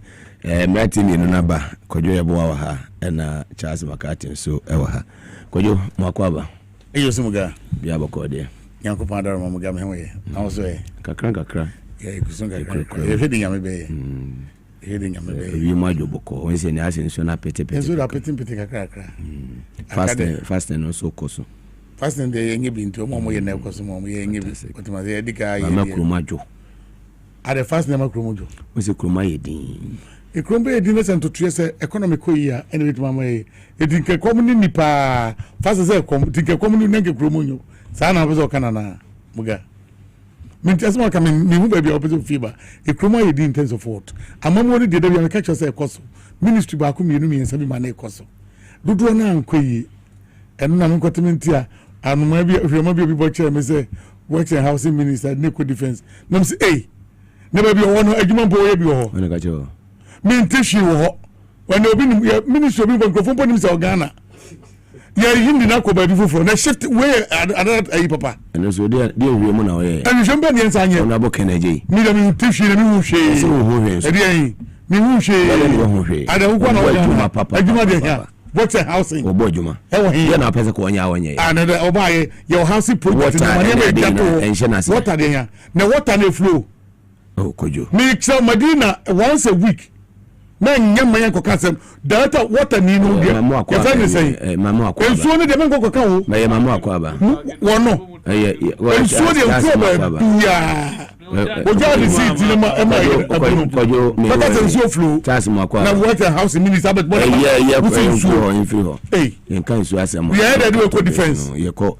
Mpo obi papa mpo defense o obi obi to akwa defense enye ministry ketua be kan reshafu ana da bi na se ni nyina wo reshafu da du ho next week president anya ebeye wanya ebeye uje ya twa we ya che wanya next week you run match bu pe ebeye because ade ni ya che e go fo bi ma ene man ko yie appointees ni hihye na omuni man ko yie eti edu amamo papa we odi na otra amamo wo e nipa better 10 na ebu dudu ni nyina mu bi omo nka bibia ho asem na aka no ka bi mo wi a wo mo we mame afenyo mark voice bi mpa asa na yato aso e ho na bo wasem aye kameda forward no omo ma ye ni anto program so thank you and they say when our production that would the same smith me input to ashim Mugabe Charles we be abako yeah that's sunum x natural mineral water and society come so for so papa yeah you see the board so for me yesu yeah that's sunum x natural mineral water so water is life kola bi mpa be ka ho simply natural kola ni nam ko aka Nankupon aye na fa mu no musu twen ope aka na nipa be ya no musu atwen ope amete asibe yi aka na nipa be ya bo ani ni ye ti ase ye won kwan die omo atena manfo yi die so nankupon mo nso fi so na manfo nyo mo fa ho die uti obi yi die so oh mede ale wa wo hwam na ziu se what no bi ye die so me o ne me se oni se mede obi ye die me fan ko be this o bi ti obi ye die so a angopo ngini fi so match e bi wura mu die reshafu nsesan o na manfo hu nto o yakopon ya adma Friday so na na me sha se free e chance Rabi state of the nation expectation mamin cha na min cha tifo ni ahwefo the tobacco na munta hu ye Tuesday but because also na ndi aba the dog guarantee yeah the dog guarantee wa onse na kwadwe ka se amamu ye kosu yi no kre as a football team wo fa players no mo park no so oh at the end of match no it me player of the match and I'm going to say player of the man of the match sana a room best keeper of the match and in as for and into no fat sa JM 54 we are someone new system JM promise Ghana for 60 ministers one to me niso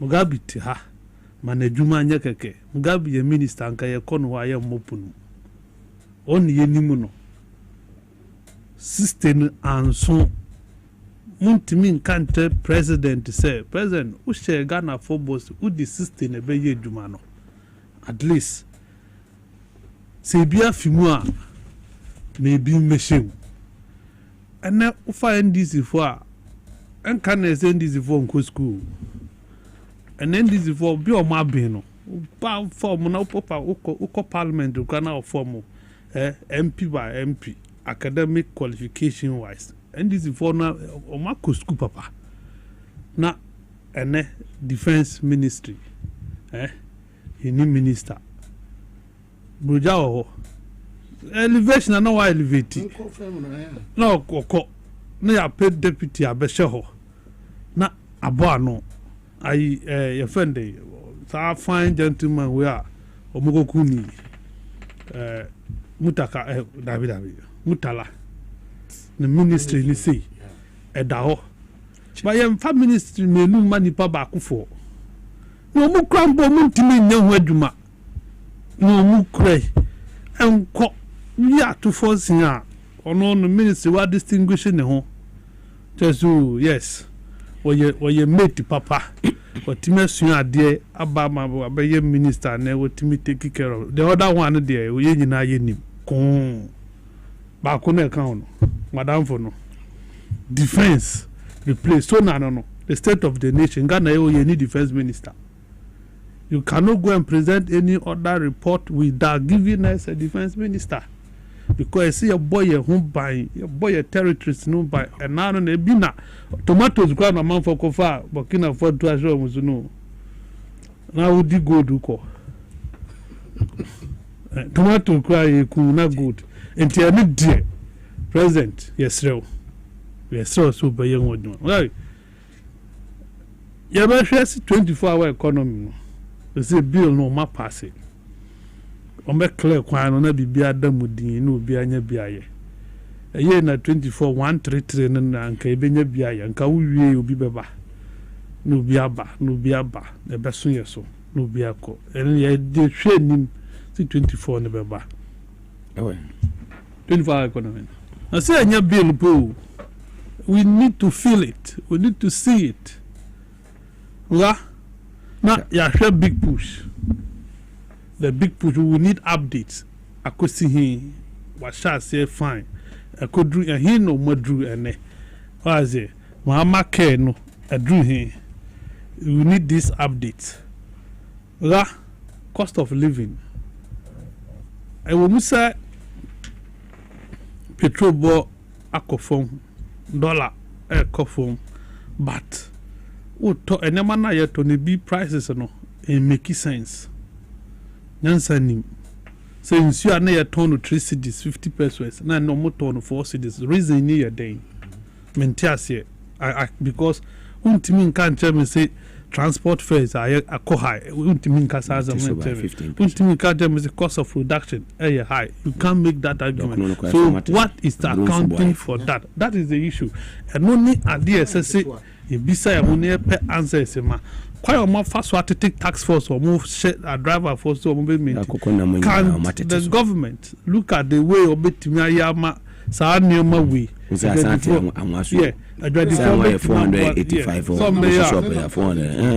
485 because enu na problem ya titi I never know kofo but prices no reflect akoko na maba fonse se to akoko ya 20 cedi akoko ba akon ni sira ba akon 20 koko na mso abafo so na manida so kese ni so me can reset agenda no so me redefine I want to know because ultimately can't tell me say you are resetting Ghana na me call your friend the National Signal Bureau director so mo ho nyina ni no more than na benansa no mu ni omo maka omo asema omo ye omo monitor man for course and what have you omo an da so to we before na monitor na then am reset na reset no definition here dey me persist so na we met reset na say because already the minister ayeni akunu akana yi ayebeye Dominic ayeni Dr. Akurutinga ayeni wakun ora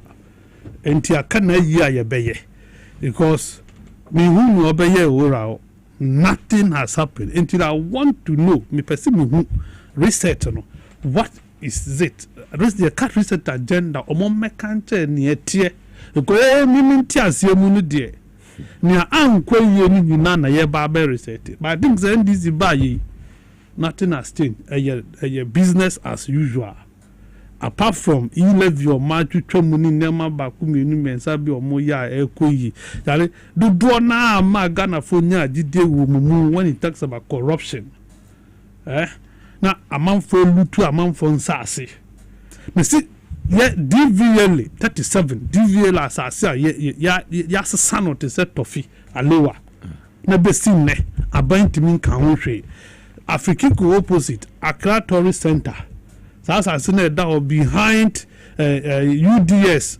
omo Cortez omo Bangalo bi wo etiwo ya ton asase no nobody is talking about it adai then what is it? Is it what we voted for? No. So President, the way you are man for so many now they are not helping you change them. I don't get it. So what for nipa amane duma yetwanika. Na eduma wudi ashanensa. Brief a wudi amano no oni so. Reporters in National Security Information no cook report eno wudi nam. They are not presenting actual report to the president. The president in turn What is the meaning of Cook report? Let me tell you why it is Cook report. Are you telling us someone presented the Cook report? Go and Google Dominic Ayeni Ewo Jubilee House. Omu ye press or president is share Minister of Lands and Forestry. Amabu Anamukoye presentation, Musha media, President Timubino. One of question Mubisa Dominic Ayeni. And he said, O directly say ye investigate Yoku for Amambu Bonnie Omunso Bakono. Yoku investigate Yamin. Okay. Any abanga. Dominic Ayeni anu yo dia bani so mo report no than the table so. Asian fra banga prayer me. Did he not lie? Up to now, you confirm. Enatro. I don't know who say you confirm. No, almost now, yeah. Now, say a report where Yoku. Yeah, petition where Yoku, 22nd August 2025. And the petition come my Yoku. On to me now, courage and fraye. You're going. Who call when you say, yeah, Kassam, you see a petition come my Yoku. Or more receive petition. Among friend among catches the Marusham Bibian, and then no evidence. Excavators 43 no. Almost a channel the star one. You will need now chassis numbers. You will pictures and videos. Almost a channel will need Dabe from August 22. And then I time limit. Now say James and the say any time limit, no more than more orano. What's the source of any new parliament, and now you need to try to parliament. And no catcher will say, your Vende, you don't need the whole time to investigate your Vende, Palugu, multi-purpose dam. Yes, and $12 million now, Shinawa Bana, we are serious, you will do it. And now the catcher will have say NDC lose power. Dabe no mochi opuni. 1 month later. Go check 1 month after omo take pa no mochi opuni. Ano ma drill na nu haya onya found.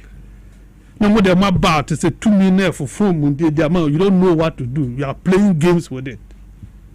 But those who are supposed to hold the people accountable are not doing it.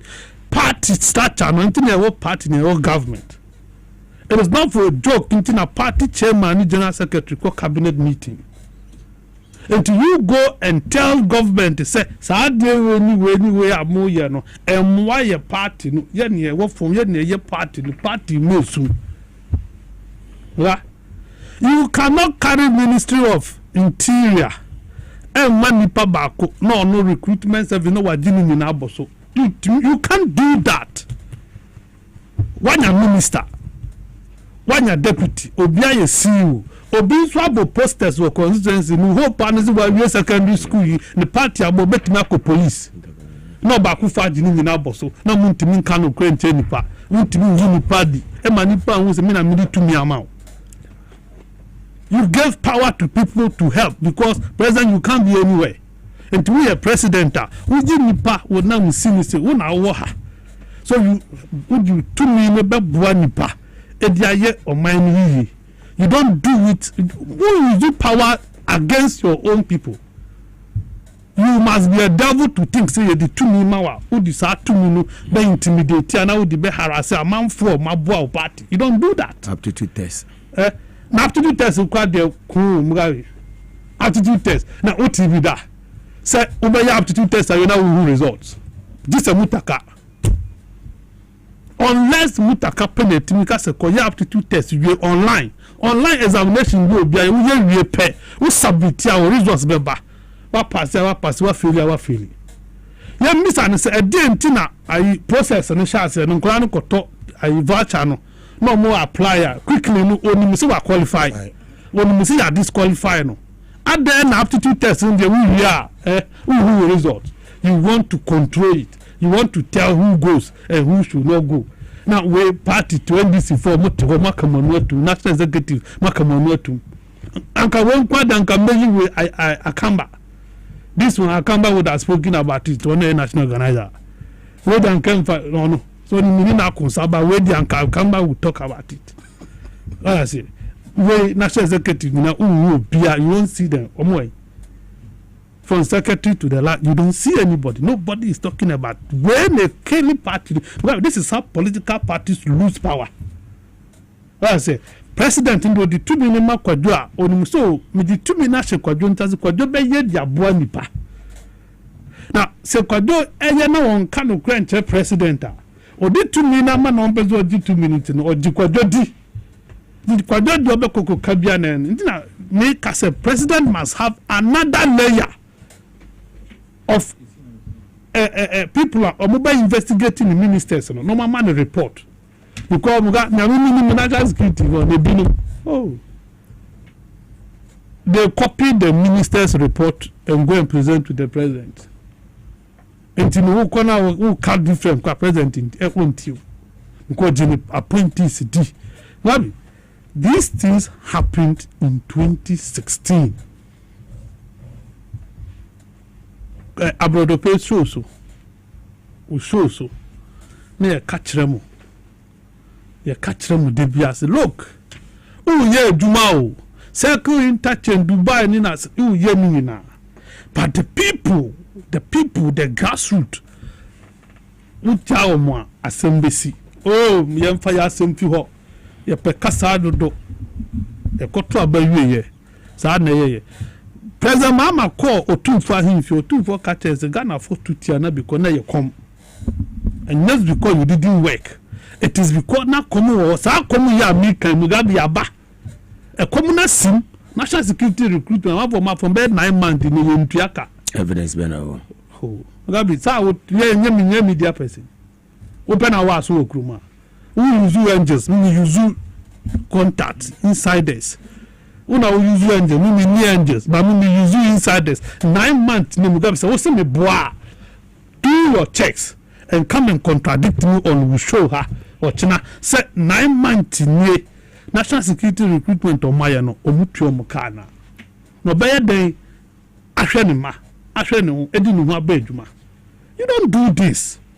But now being so didi. Na when ma ono no wa brad party na tia ye nkrutu djuma na ben aba na ma wa fana no allowance nothing. Who does that? Not more 10 months I could train him. You don't do that. You don't do this. Do you not more head now that now we are you happy? Waniji uko doubt me da. This is what we are talking about. Parties usually don't lose power. Yes, I conduct we until a month for Muko 2 about 2024 no. Omubi no mabamu bebu no adizo me yede me nko 2 about because of obi nsama oditiano. That's it.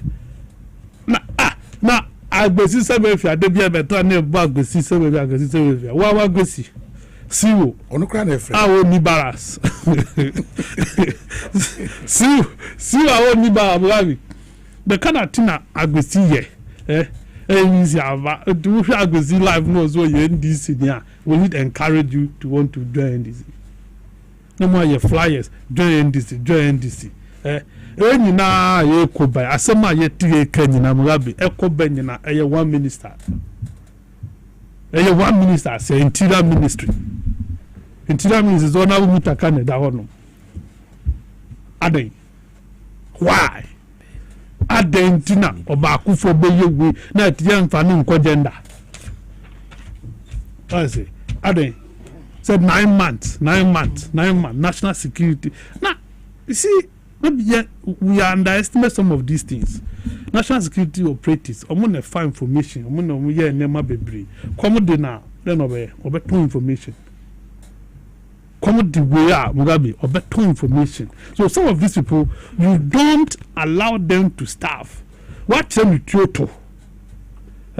What them how to use weapon? What I say? When nema bebre entinu wonya payer obede chronobo. Ina beti say amanfo akoye galam so behwemu na police kan na we kan sa na ma we national security operative na admo operative and now aye ka say 18 articulators and diverted for go and check and see omo akomo de no watawo 9 months nie be ma no bi so ma ka we mfa hanko na di 500 onye obe na kofi ono abako pelorifa kofi wonya. That is what is created. And when you know under one ministry, and it is a whole casona, no one demands as minister. We are then away. Say recruitment, na service event, institutional heads. Any say. But what is that? What is that? Mugabe say among Falco police, IGP any control. Only say. Fire, any say, immigration, any say, customs, any say, now cortex, any say, what is that? No, a hifa, and you're gonna have who will do this? Now, one person I do when you not can tell so. No, beyond me, so when this moon can't just idea who you M.Y. Tom. Mugabe, or beyond to moon can. Hey, I said, do and Chama said, you get away. Abrabia nyama koso of parliament odidina mu ekoyi obi amanfo ofio no call UK ko kan ni ntia wo sesa wo mo ada na ne de aye din se mutaka muntimi sesa no yes wabre waye djuma boa NDC ade so waye bia boa NDC waye minority kan hubi no maya enti aba wa recognize no but no ye odibotia mu party no odi botia mo party no odi ku NDC mabi say a twaso say wo dey say yes you move for 12,000 police for anina say 2,000 soldier for 12,000 and kwa dey nina say police over 125,000 people na apply over 125,000 na apply then for say so mutimi for 25,000 kra that 25,000 no omo mabra mamuni nimu a omabomobu okwa akoda. Next time, friends on the poster, one should be do at them. What is it? One should be do at them. That is the issue. You don't do this thing. And you know, my minister, Mugabe, the senior Kojakano, President and you know,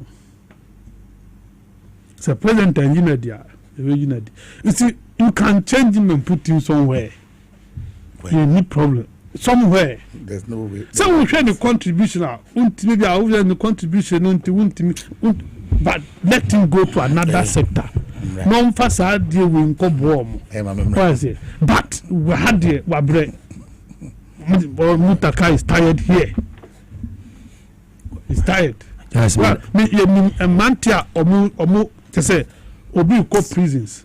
Now Oko the planet F questions. Now prison service now work on question me nupe na aba. Oh where you are neto. Oh no boy we are say. We are so no critical. Oh where you are neto. A prisons no ko. Who be radio my bizarre radio who say any general knowledge kakra is science. We did that bio. Doctors exams on ko try. Doctors exams. Who science student driver who science don't do prisons for exams no but me tell report that me say say obi a computer now odi ni dingu na odi network ti kwa wa submit wa wi na what this answer money we na aja na what ho because national security is not reporting accurately to the president. They know on our office. National security for I do more report accurately to the president. I mean, this anchor why changes we, but omu crusade national security coordinator ultra minister crusade. You have submitted your authority already. You don't know the power you wield. Nka wa president kon concern you there. And I will now salute you. Amuna mu kromo. But your report always validate them instead of contradicting them for the president to know the clear picture. So this is the situation on the ground. And that's a chance. Because we share this voice in the pan. There's only hope no.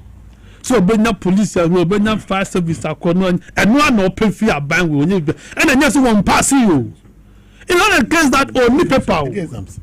And that's what nipa no one wa school we one paper wa pass it down and so we detect the qualities akofa company bi di adwuma na mo tribenet company is managed the tribe net omo na develop sa ade no na odi amomo no mo sa ade we me yenya mo den what should we do to you ya do mo titi e be ka kire mo immigrate now share BNID say NIBD omo so mo pay 100 no was submit 120 say mo 100 in film why evidence no my book company na develop sa app site na omudi ya the tribe net let me nyade na tell you evidence no way no evidence me na me two way confirm me paper na kan ma build ni ma send them publish well the Hawk newspaper we don't go share na wom front page wow you know see some mutaka picks who gets uniform jobs 125,000 your friend day youth hope is no arrested on one person who does that one of us are doing Okrata and the buy who Mugabe no who do this yeah bro Mugabe winning yeah from Munteta near the Okada near the mo do Okada nanta be seen that's Okada ntie me crocro bia be kan ko na kire your program na langas abegina ase atwen ase yempie no mu yenkuye it is a party no madba tumi na amamfo ese na yebeka no kra kire mo no mom ye ne be bo mabaso mugabe minister bia obo no mmode ye bo na baso ye bia ye bo atu force na baso me bo de bia ye mo we abaso ha sami je fi abaso ye mo edudu no abaso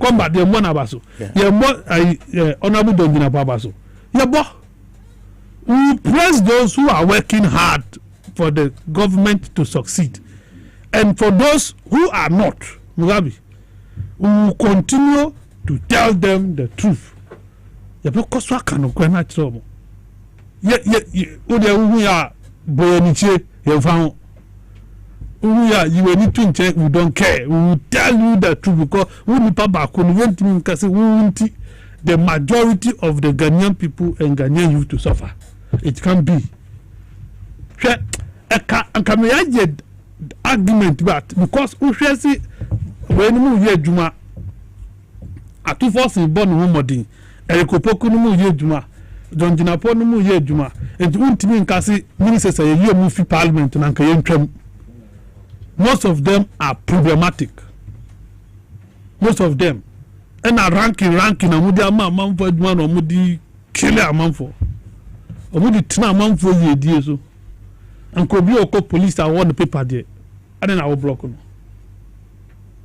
obi oko on case of deputy minister Mamenko try me lock let me face the system my system and the osidabi me the app na aba app no should who decide the app never who controls the app no say IGP and never immigration boss and na BNB when no mu na ebe yi nipa no who would choose who qualifies to go no what the way they are going we na ye kan mo ma ye nka mo nka no kwenje mu ho Mugabe hwe 1 year ago second year mu ne we yo enche bia mu internal elections we sha se a mu we afia mamu there is a campaign so no 2028 na dru na be bu ho akonta sa brand ye be amamfo be kan we nyina a kirew edia be kan ne ma fa na wa ye ni ya fa na ye ni this has always been our position regardless of who you are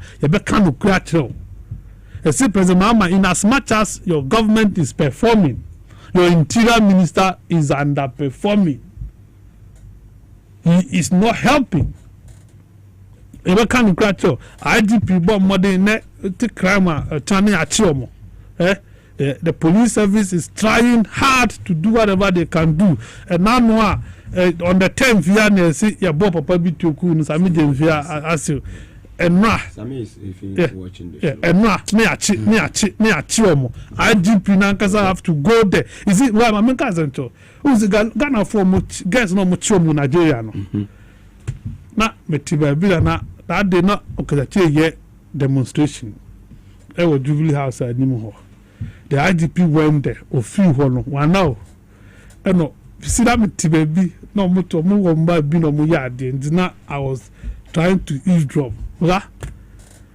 or the report yeah cost 3 or yeah cost 3 yeah or yeah cost 3 na ditchin anopa no mo tio intelligent o ti say o connect ade no am for abi pani no mo o nya on kasa enya kasa anya dan pare de ni bi yendwa ya nu enya ni bi kelewele me see akọ bi 10th to 23rd wa 13 days 13 days less than 2 weeks o dey acho yaku MP na dan pare na ye regional commander Greater Accra region besin there until me anya hu te na police knows it enti omo ye adwuma na nkomo anya minister obon hu modin a nkomo ko na so munya minister obon hu modin we are contract yen pam uniform yen say is a nebe fima bank a yen got up ni yen say nebe ma adwuma na cost no wonye me say this minister must be the first on the list followed by Lance yanko yen mkojo Lance so ko me da hasin fa kwenye zile I think the more parliament staff front seat in there Mugabe o ma min kama sem say na obeye kojo yanko yen me see front seat what there apart from Haruna Idrisu oh that mini why we say so apart from see finance non casa first omo uyi Haruna obodo modern education wa no maba no amabwa mutaka you know beze kofi boanye on illegal I'm saying na so ye adwuma ko ni krum koko na say so ni one the best you the one day the two and you buy na person say the man is Ghana police fight against that one making sure one day yeah the man is working is working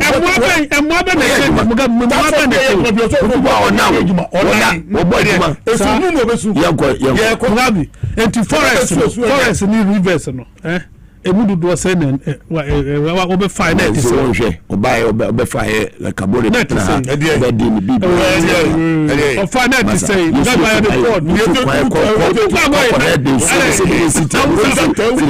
is working what the amfa kofi bo awade amfa number ntia busanza number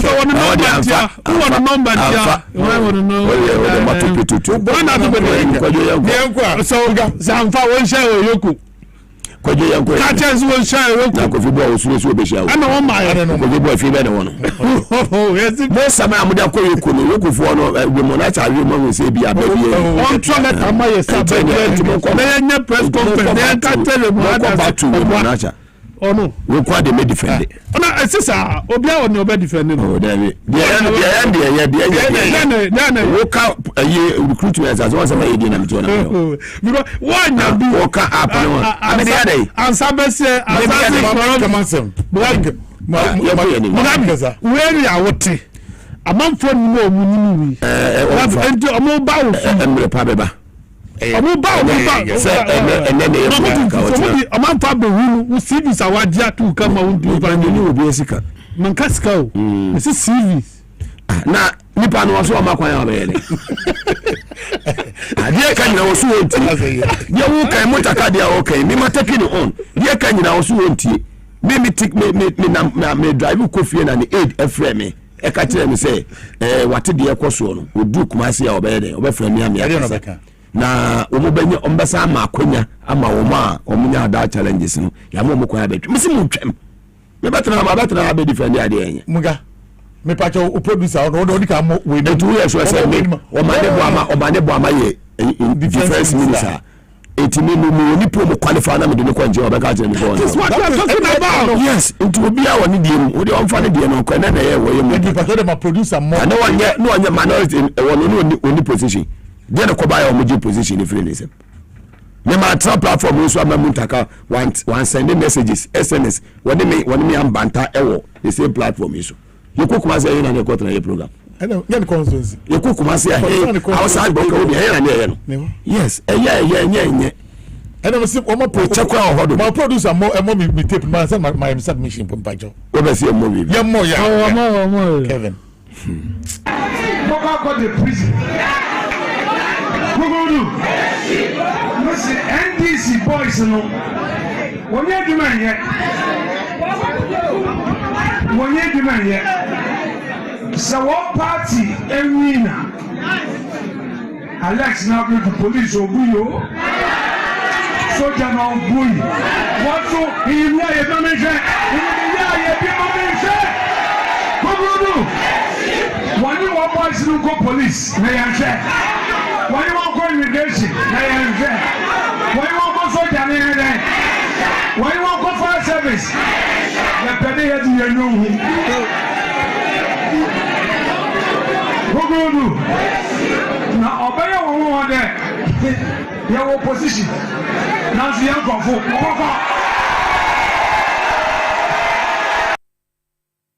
Musa Subi. 13 office on yango. Listen, NDC boys, you know. When you're the man yet, so what party and winner? Alex now go to police or Buyo. Soldier now Buyo. What so he will have a measure? When you want boys to go police, they are there. When you want go immigration, they are there. When you want go soldier, they are there. When you want go fire service, the penny has you know. Who go do? Now obey one there. Your opposition. Now the young go. What's it? Try to tell you. Kojo, mini amidas kill the cat. Never when you some chatty for national for. Kojo, yeah, kill the cat. There's some company and the ministers in almost program. With last this is serious. We can 70 months I could tape we. A beer omu ya mucha do be ancient and the mutia tape we get make once and 1.20 or company net 1.20 why. What must I say?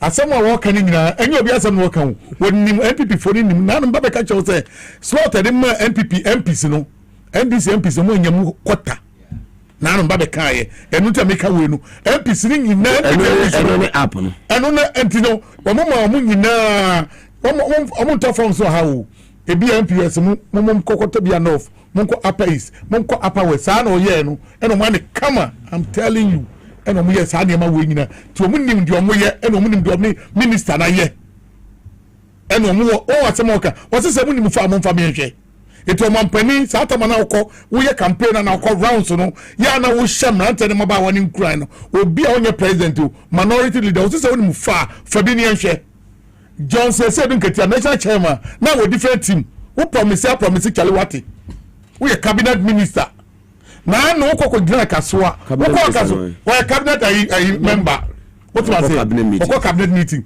na no kokko gina kasoa eho e no kokka ansem against mutaka e no kokko mu meeting on party for ne e no woka wo say mutaka kokka ansem ai hawa kumsi won kum nipa bia so wo ka ne report e the same mutaka ya woni na akoyo woni me say the same mutaka ya report na moto no mo hwe no de na akoyo for everybody gina kreatu krabo breastfeed ya che ni be share cantonment ye okay hawa kumsi kreatu etu no se wo shoot enam no kasai enkofo be blemo di dem mutaka kofa report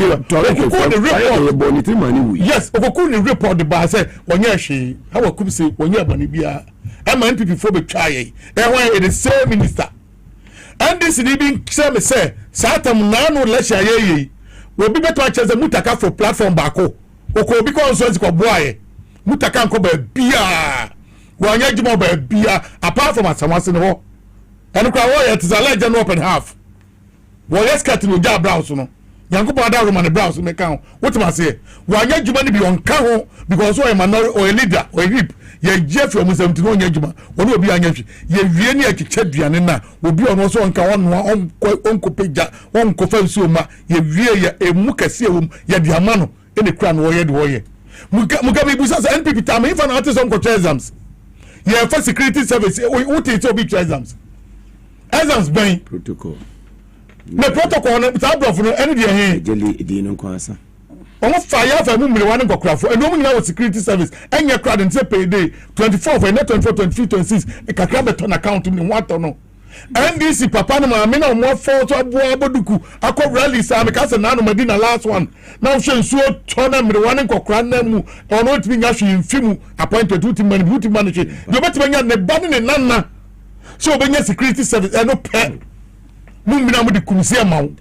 Yawoka, the Army Jansen Yachum, and this in Penifo. Uka sitting like Mutakao, a Namudi Mutuano, Mutakano, Yakupo different. What do you can anyone say? And Tibu Kaya, the Beka, them, a pepe. And the whole entire and this sitting in a play bubu.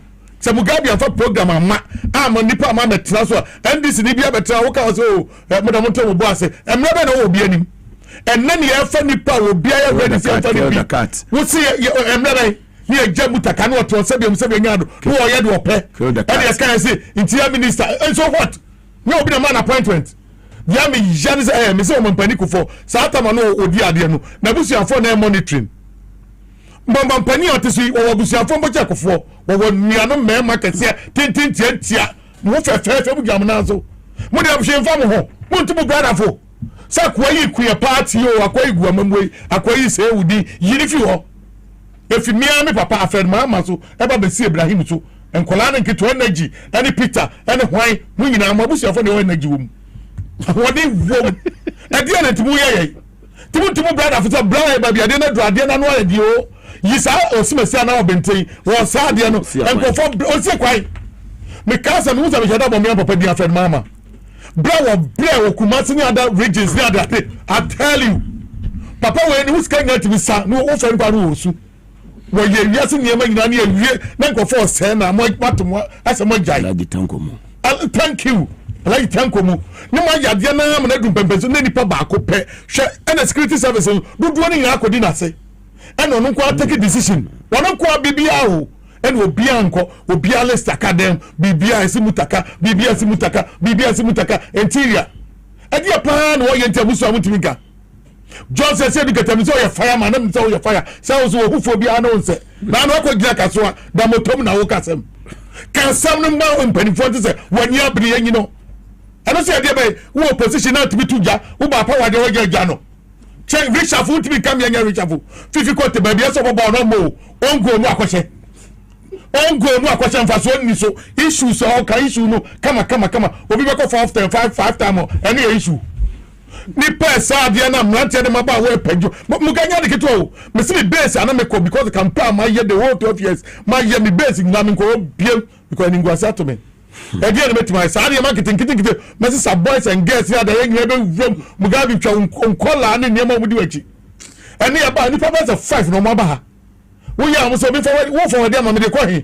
me mu ya de me mane na ma jamade ya de me mane me sa jamade de kom hoy ade muga yet one me yet nipa ba ko mienu sa wa mamu no na omo sa mamu no ade de nko na enye ade ne ba na nya na nya ni akate ni atoakre ni ekoye nim ene se ni party no ade ahode ankofo we nya ni we ye o enkese nko ekenya minister papa ene nyankopon adawo mo mpani so agipe ko yi no leaders no your security service ni nyatma I tell you security service no adwum nyansa fodwum papa fon ko ana da no eti ko mo na kabato to niama ni ye na kietiwa swan ko fu agum nya ni papa ene wakofa sasabonsa be si omo so ene obi antimi nkasa ene ade na gie aguo ene mpanifo ni nyina yesu enti be dan enke ye na ketimi pushi na ante mo ba wa nyina e ko ye number ni nyina ko Mugabe de kadi na aka dia ka ye wake up ipe ya peka go player ene wasi aso be 1000 5000 ni do mo gum si e tweko ba ni US yen kwa Canada ni Mexico de benye babia lande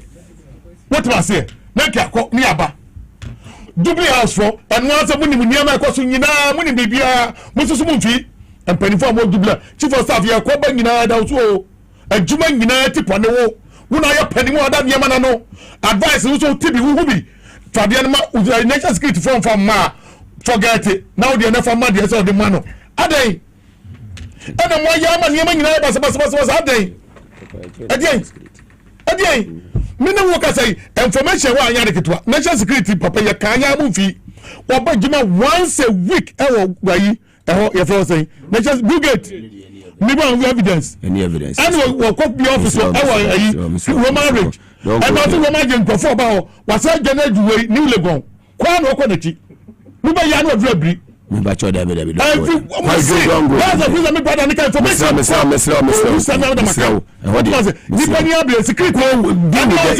dealing with the issue deal with the issue what information ma papa dia mutaka yi ayatete na yo how na ye just any person Mugabe Maase na wojira so bia ya adwuma national security 9 months into adaka na national security is under Muntaka on the report on the one president national security on the president report now true nature of the situation security on report accurate report down kwa juma information who get your heart here. One man called deputies na tuwa no mu ye dwuma no take control no make sure that video will buge tututu nyema ye you when information papa na dem papa no mo ye na ama muta what say the whole show misi muta ka say NDC wa me no ka say percentage yanka na NDC kwa election be nyamuga wan hwe ye be draw akwa extra time mama party abam me count ya kwa election say see ya obi asani message on branch registration na west ni amadwanto mama obi na oba e the motivation ni dey e dey motivating say so oba what bo mo me akọ campaign and this supporters dey be am tom no man sorry wo mo ye adwuma wo mo ye sika e ha mo NPP for usuma no man sika onko and this for na form sa be ya fa dey ya ba Mugabe woni bia me ya appointee omo ye come asem nyina ya mutaka head e wo baabi wonye no wotima se obi abaye wasesa ne wardrobe ne wife mpaboa ne cars wo ma sesa mu fie ama dodo na tadai omu nyina change omu fie me say me metis legon omu di agomde omu pictures obi a new house beba ade ne sa ne ase na bom wotima se what start yes ha ne ma wo nyina ne nyina ya di ne atwa mu edi enkola no so benya video ko fefe yeah wey enam Ghana internet what man say the Americans buga ni nyina ma ni nyina edi ba bia fonfo ne be form ho beto mo kakra ama no mbi nkofo bo edi mpa sade na mo kasa na ya mpa mu wie ya makofa mutaka beton mutaka nka de hu woso nka hu biem ba de na mo adrobe no kodi ye ehi no fa ye ho am de ba ye na nam na buja say ohini bi na so na ye fu kampi ye ko kampi ohini bi fro platform what you are going to do? Amamu different from chieftaincy. Muye man to try near the Mutaka by your tiana dear, and this is grassroots to move one. May come at a muko 4 years. Oh, what you assessment can go. That's what recruitment is a chance here. You have Francophone and for and we answers for what? You got tried again. Nipa neighbor also electrician. Secret out a test and the buy any plan online. Oh, better will be. Better will be. Nano said driver oba or driving license. We go one line will be even the computer will be address. A bet oba who can drive. Which an enema will and one answer one from Nonco. MPP time no and in fact what is because treasures. What is because you forming and knowing of your chatalon near Juma. We are for will be our set Taroko. Other than means I may a plumber, make a promise section. Who Babus and hospital, be a medical officer. It be send this in Pennyford on Penny, says all the programming. Yes, sir, no, we shall follow the one year, but what am I? Or do pepper so in Yabri. What must say? Yes, sir, no, unim. Now, point when security had do the Mikaka. Only a two fantastic. My call me now, I could take them, or be a non dynamical musu, or be a soup. Miss Nipa 5 with a phone, or be a soup. Sir, young changing minister now, I'm buying the good. No say see video nusu afanya market video na wasi find this for MPP for na ne bakono eh Muntaka go the prison Mugudu listen NDC boys no wonye demand yet so what party enwina Alex now go to police obuyo soldier now obuyi what so he know ye manager ye be manager Mugudu when you want boys to go police na yanche when you want go immigration na yanche when you want go soldier na yanche When you want to fire service, the penny has to know.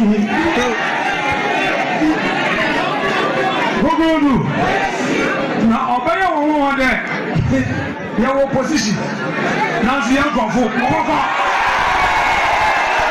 penny has to know.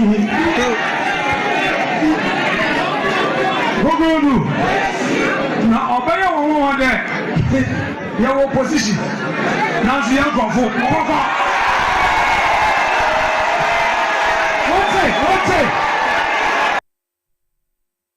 Up till now, some MPP national security personnel still work at the Jubilee House because they try to work me out. When I went there, asked Amanda Oche. She was present when that incident happened. Apia Stadium. The Eba Yen this national security form war Apia Stadium do one more. Who you shot of black walking out? Maybe I call honum. They are called miniatures.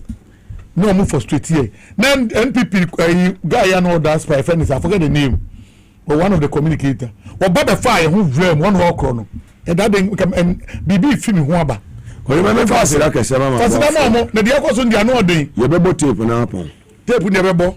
Medicine. But it's saying who walk 120 power specialist about hospital ma me do asemen kan che say hepatitis A B C D E fatty liver na how sciatica and say prostate no mpeni me bi na atechima and say ulcer na how components nim and fibroid to make na fo ani kire na so ye okumassive free yaselic bosom twen kontina say putu ja kwa no so ho na obi hunu ani just bo filling station di hwe ni mu takwade wa anaje estate wo ben anaje MA primary school no kwa benya poko CCP kwantempo no so bi hunu won kra ha free ma me 0244544422 offer obejo so es natural mineral water nsuo ni yani aya dia abraha 37 na bebe street dudu bi apebia no wonsa ebetumi aka mekom show bi obewrem bia so benya bi 0596273547 offer ya bejo so safari for the eco resource men control about wildlife experience ya omobo omomodi ye papa na wodo ni echire asoyo a omuni anonso ye kama environment onso ye serene ya woni bejo ho yie local continental dishes so mo serve nyina bi wo ho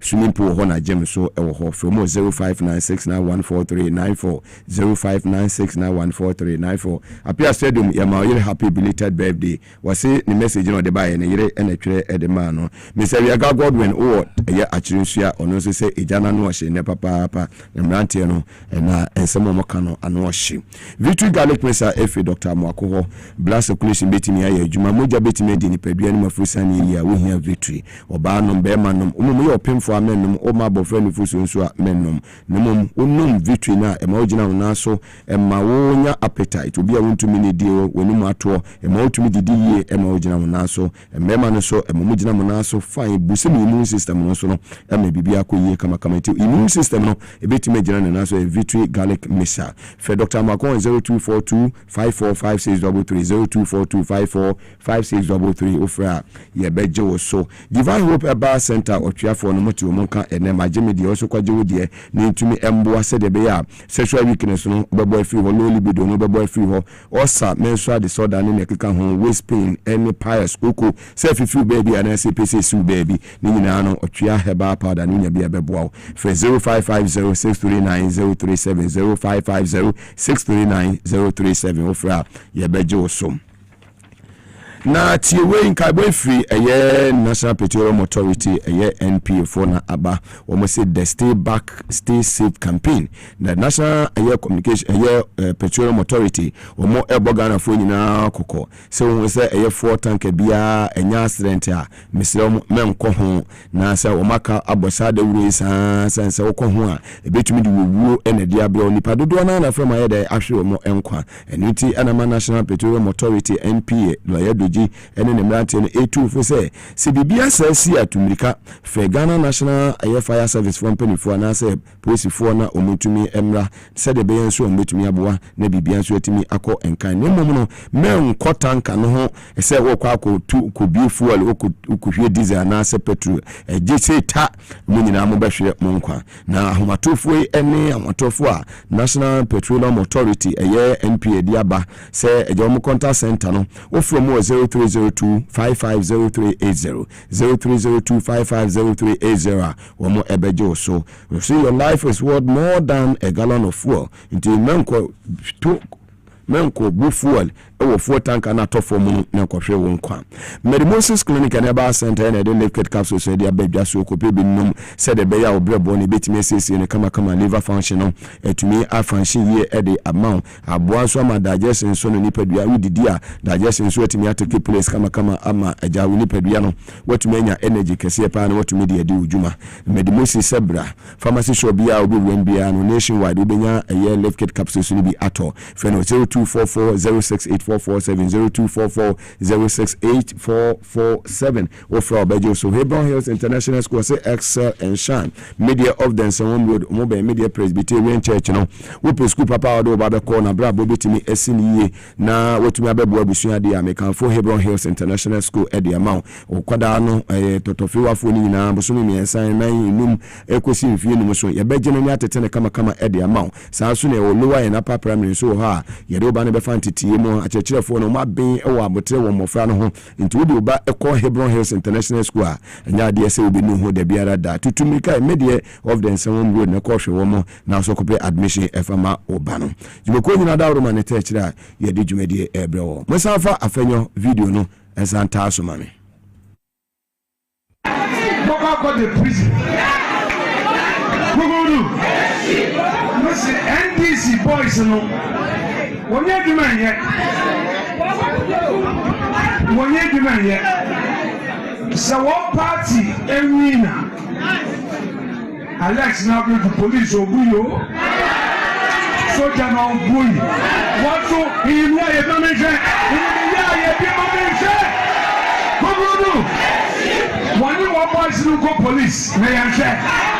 When you want go immigration, may I say? When you want go soldier, may I say? When you want go fire service, the penny head you know. What do you do? Now, obey your woman there. Your opposition. Now, the young go for. What's it? Yeah. We are kade migration mo man e form police ni e form soja no wati o monka fire service wati o monka mo papa be say prison for no wati o monka mutaka wote woyere dia afenyo markings akan dia na kire say mutaka wote woyere wote woyere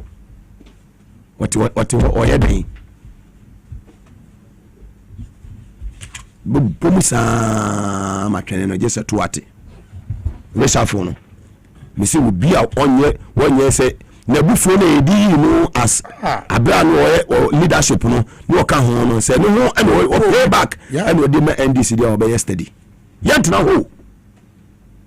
hoda e many pa baako and say party no the base and say no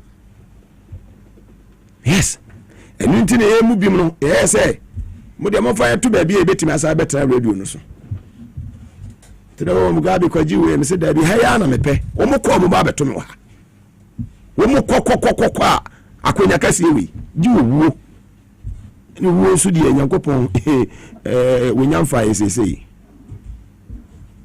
unta ka che ache akameni ama wache o unta ka wache penifo ama engage wo mo menu mo di nkomo ene recordings ame wono mutakache yes and ya kawa ha obi atumi nka yes ye ni kan so ne ye de betena haka amafo ne ma ne nim ye enti ye ka mo ewo ma so so muntie o sai ne ma say no question national security for afọ mo ma ye adwuma 9 months ne ntua o mo ka enye national security threat no question that before ye adwuma 10 months ntua o mo ka enye national security threat migration for omo rent allowance ko 1 year ni prison for the ko fire service for the rent allowance ko ko yo mompo game Momfa Sami Jamfi Nasin going to Sumami, we are not feeling. Yamia do Sami Jamfi is also monitoring the show. Sami Yamau shedding. Sami Jamfi asking here. Kama say pa Mesa Andrews, Kwame Amankwa. Tinyakopon aduma se no ntina emre ni bi fi wan enye no ye bo nipa no mo ta je bo kumfo we mu automatically say bo mu kumfo obi aso on san president bi aso on san ti yin pa fi ho ke we so simple mo san no Tinyakopon aduma ebna de di 3rd March 2026 ewo 4 garrison officers mess ewo Rage Park e Kumasi ho no mo bedi ne na wotweda nti Sami Jamfi one of California Bushini na Yamamo shedding. I mean, fantastic man, say Abba. And this, say Kaka and Sami Jamfinaka. One no craft from a fwing and obo oyama bamba bamba. Not the Atunasini. What must say? Na if you are a crabby pe, I didn't go. Because some of the institution. And this is supporters which are cohonum. When one I there was a Thursday, the better share visitors and not visa. Who are on Shamu on Fimo and some of the CEOs in that day. Any minister, I didn't hear. Muntaka, I'm granting I can hear Muntaka 72 hours, so Ramon, Tenacasa, aptitude test in with trim. Nkola classroom akwatwere sorry nasa app no makwa fa ba no montonko ne baby ye mani 72 hours hwe base one omokoyo hwe woni pegu ani mo ho hwe ni pegu ani mo ho amafo boafo because nipa brands and yetimi tu sa sa adam money fu na kodi 2 weeks watermali me kodi 2 weeks e wo Kumasi me kodi 4 days e wo Winneba me ko Cape Coast e ko all the regions Muntaka hino koe ana me busa ono because beginning in na me busa consultancy for being friends o muni Muntaka na campaign we ana nko fu edi na chi no because of aden slot in what say nipa hu party ni aka say wono no we nyankopon de be obi a regional chairman I was of course na sana man slot microphone obi e no de regional say atimi ameti ya just me kwasesa de slot anu po me Mugabe ameti ya just me kwasesa mo ma me slot na to enu de obi ya ameti the whole conference was mama mo one sa kwanya man na say mati asema fa ma be say ka kire se mo be fa wo ma hwe ndc fo ne be fo ma me hwe omunim do mo ka omunim de matna ase acheche no wakasa asem we dia abegu ampa we dia evidence be na baby dia na opese ohun dia na opese ote agaga we agaga wo fie won te Ghana ha wo Ghana ko le zada mo mu ni ho ko empani na wo ade omunim fie say listen I mean wo mo te bench wo mu do so bench na ta me ma o me say agaga wo ni wa na ko le zada ni ho I'm not for to bench you because edu baby na mo I'm not for to bench you say ranking that's say I'm not for to bench you yeah ana bo kana na jo to so woni ho omu nyina ho zanato woni ho omu nyina ho omu time mo game no on be babru so na game wo bo makati kwa be babru so ana bo elikafo omu ni ba me omu guo bebre guo na abontin fo omu guo abontin ade kwa tobu wona bu tobu wona nya police service mo na ho no mo kwai wonu yan dis ni mapa obi an the president party we jai but power now but my action by force party we jai Mutaka jai Messi bom sa this way the right mo jai jana na di we koso ya beka wuti won mo ba bia obi a wo ye na dia bia say o moto ebi to mienu miensa ni na waboka gu free ya bragu ya bokagu because of Mutaka nti and this for na bokagu ye bani account fia na oya emre bi atwa na mo a even petrol credit bona untimi nto emre ya mo appointment ye account ma mienka wanya kakraka what's say bi bia wodo patasa wonante asasa court asasa first countermanto 25 Ghana cedis 20 cedis and now touch what must here and now what's sa ye okra na ye de aba enunti ye mamienka ye beka ese yi nipa na efi ho ni ni papa pai de eba betra ho no obo be and this for say na me John Mohammed me hand over power to MPP in 2029 and no enya possible na de yi e be possible you rate in the high omo di 8 years na for mo crofo di mo go security service and last make a choose say amafo aye fu mo ni amafo aye buru wo mo e police station awo we need to know 30 years on qualified game what 38 they know enkofo ni nyan qualified ti wo ba se be nya adon to be na be e military de mani bre o mo de ba 25 and mani abre no 8 years we need to yan fa bi now by now the age na ba form Never be kakra or no ya betimi dia boa ye ka on mutaka yetia ebi na no ohu ebi na no yakoya no fa NPP ni ba ko NDC ni ba got in 50 term ye fa koko board command and one year wie ye ko fi ho ye ngamfi ho me ma example eni enne ni nyina ka hu bi wotima se wo ka hu bi ye Richard for who make sure say intelligent Richard for why wotima se anadia why unko am out one man and now me no ka say because nipa drink check mun check ka for no mo bra have kanya se be jampa akodi ni atoye wotima se obesesa ni mo ya Ramadan obesesa Mugabe Allahu akbar ye show we ya announce ye ma forward the petition bi ama ma forward my producer immigration for consent or ma throw to the minister copy to the president ma forward my producer rent allowance medical allowance transfer grant risk and just a train cost to immigration you be see nipa ba ko receive if you na me time na so esanso me kind messages aba okay unzime de me fioti we paper na all the buy to Mutaka picks who gets uniform jobs are question mark here no obi aye pick na wono no ko fa tiwa ana advice tiwa na se wono no akufa do promote no class 1 to form 4 no straight and one advice to be a TV so I be our trouble te ono no kwa on down no yeah ono na decide who go so what's the more we oni onwu ya go down na dia what dey aboja bofu oja nyawa na se boja nche dey make am do bi o so waja so ata bi o see am na ko so on say ya Clutching West, clutching Chumi, almost say Shinkoso. SA security service with there a creative problem. Opa, me pa message man na. Ah, na dey say ya. Asa dey be see. If you ada, if you ada man na. Why ma? Yeah, final. When na what true mobile Tuesday. Yeah, answer was different. If you ada mo say. Asa dey see ya buy. What time dey you ha? Remember show. Tell me be kaso na ma. See where you away. Na when you so na ni. Away ma wey ni. And wakofa obi abetra no ogu amamu wo mampani we me kan tell we kofa unu am no from affair to energy muntumu brother for say ogu ya ba no si akase ya bon fa bia na Friday your home match where away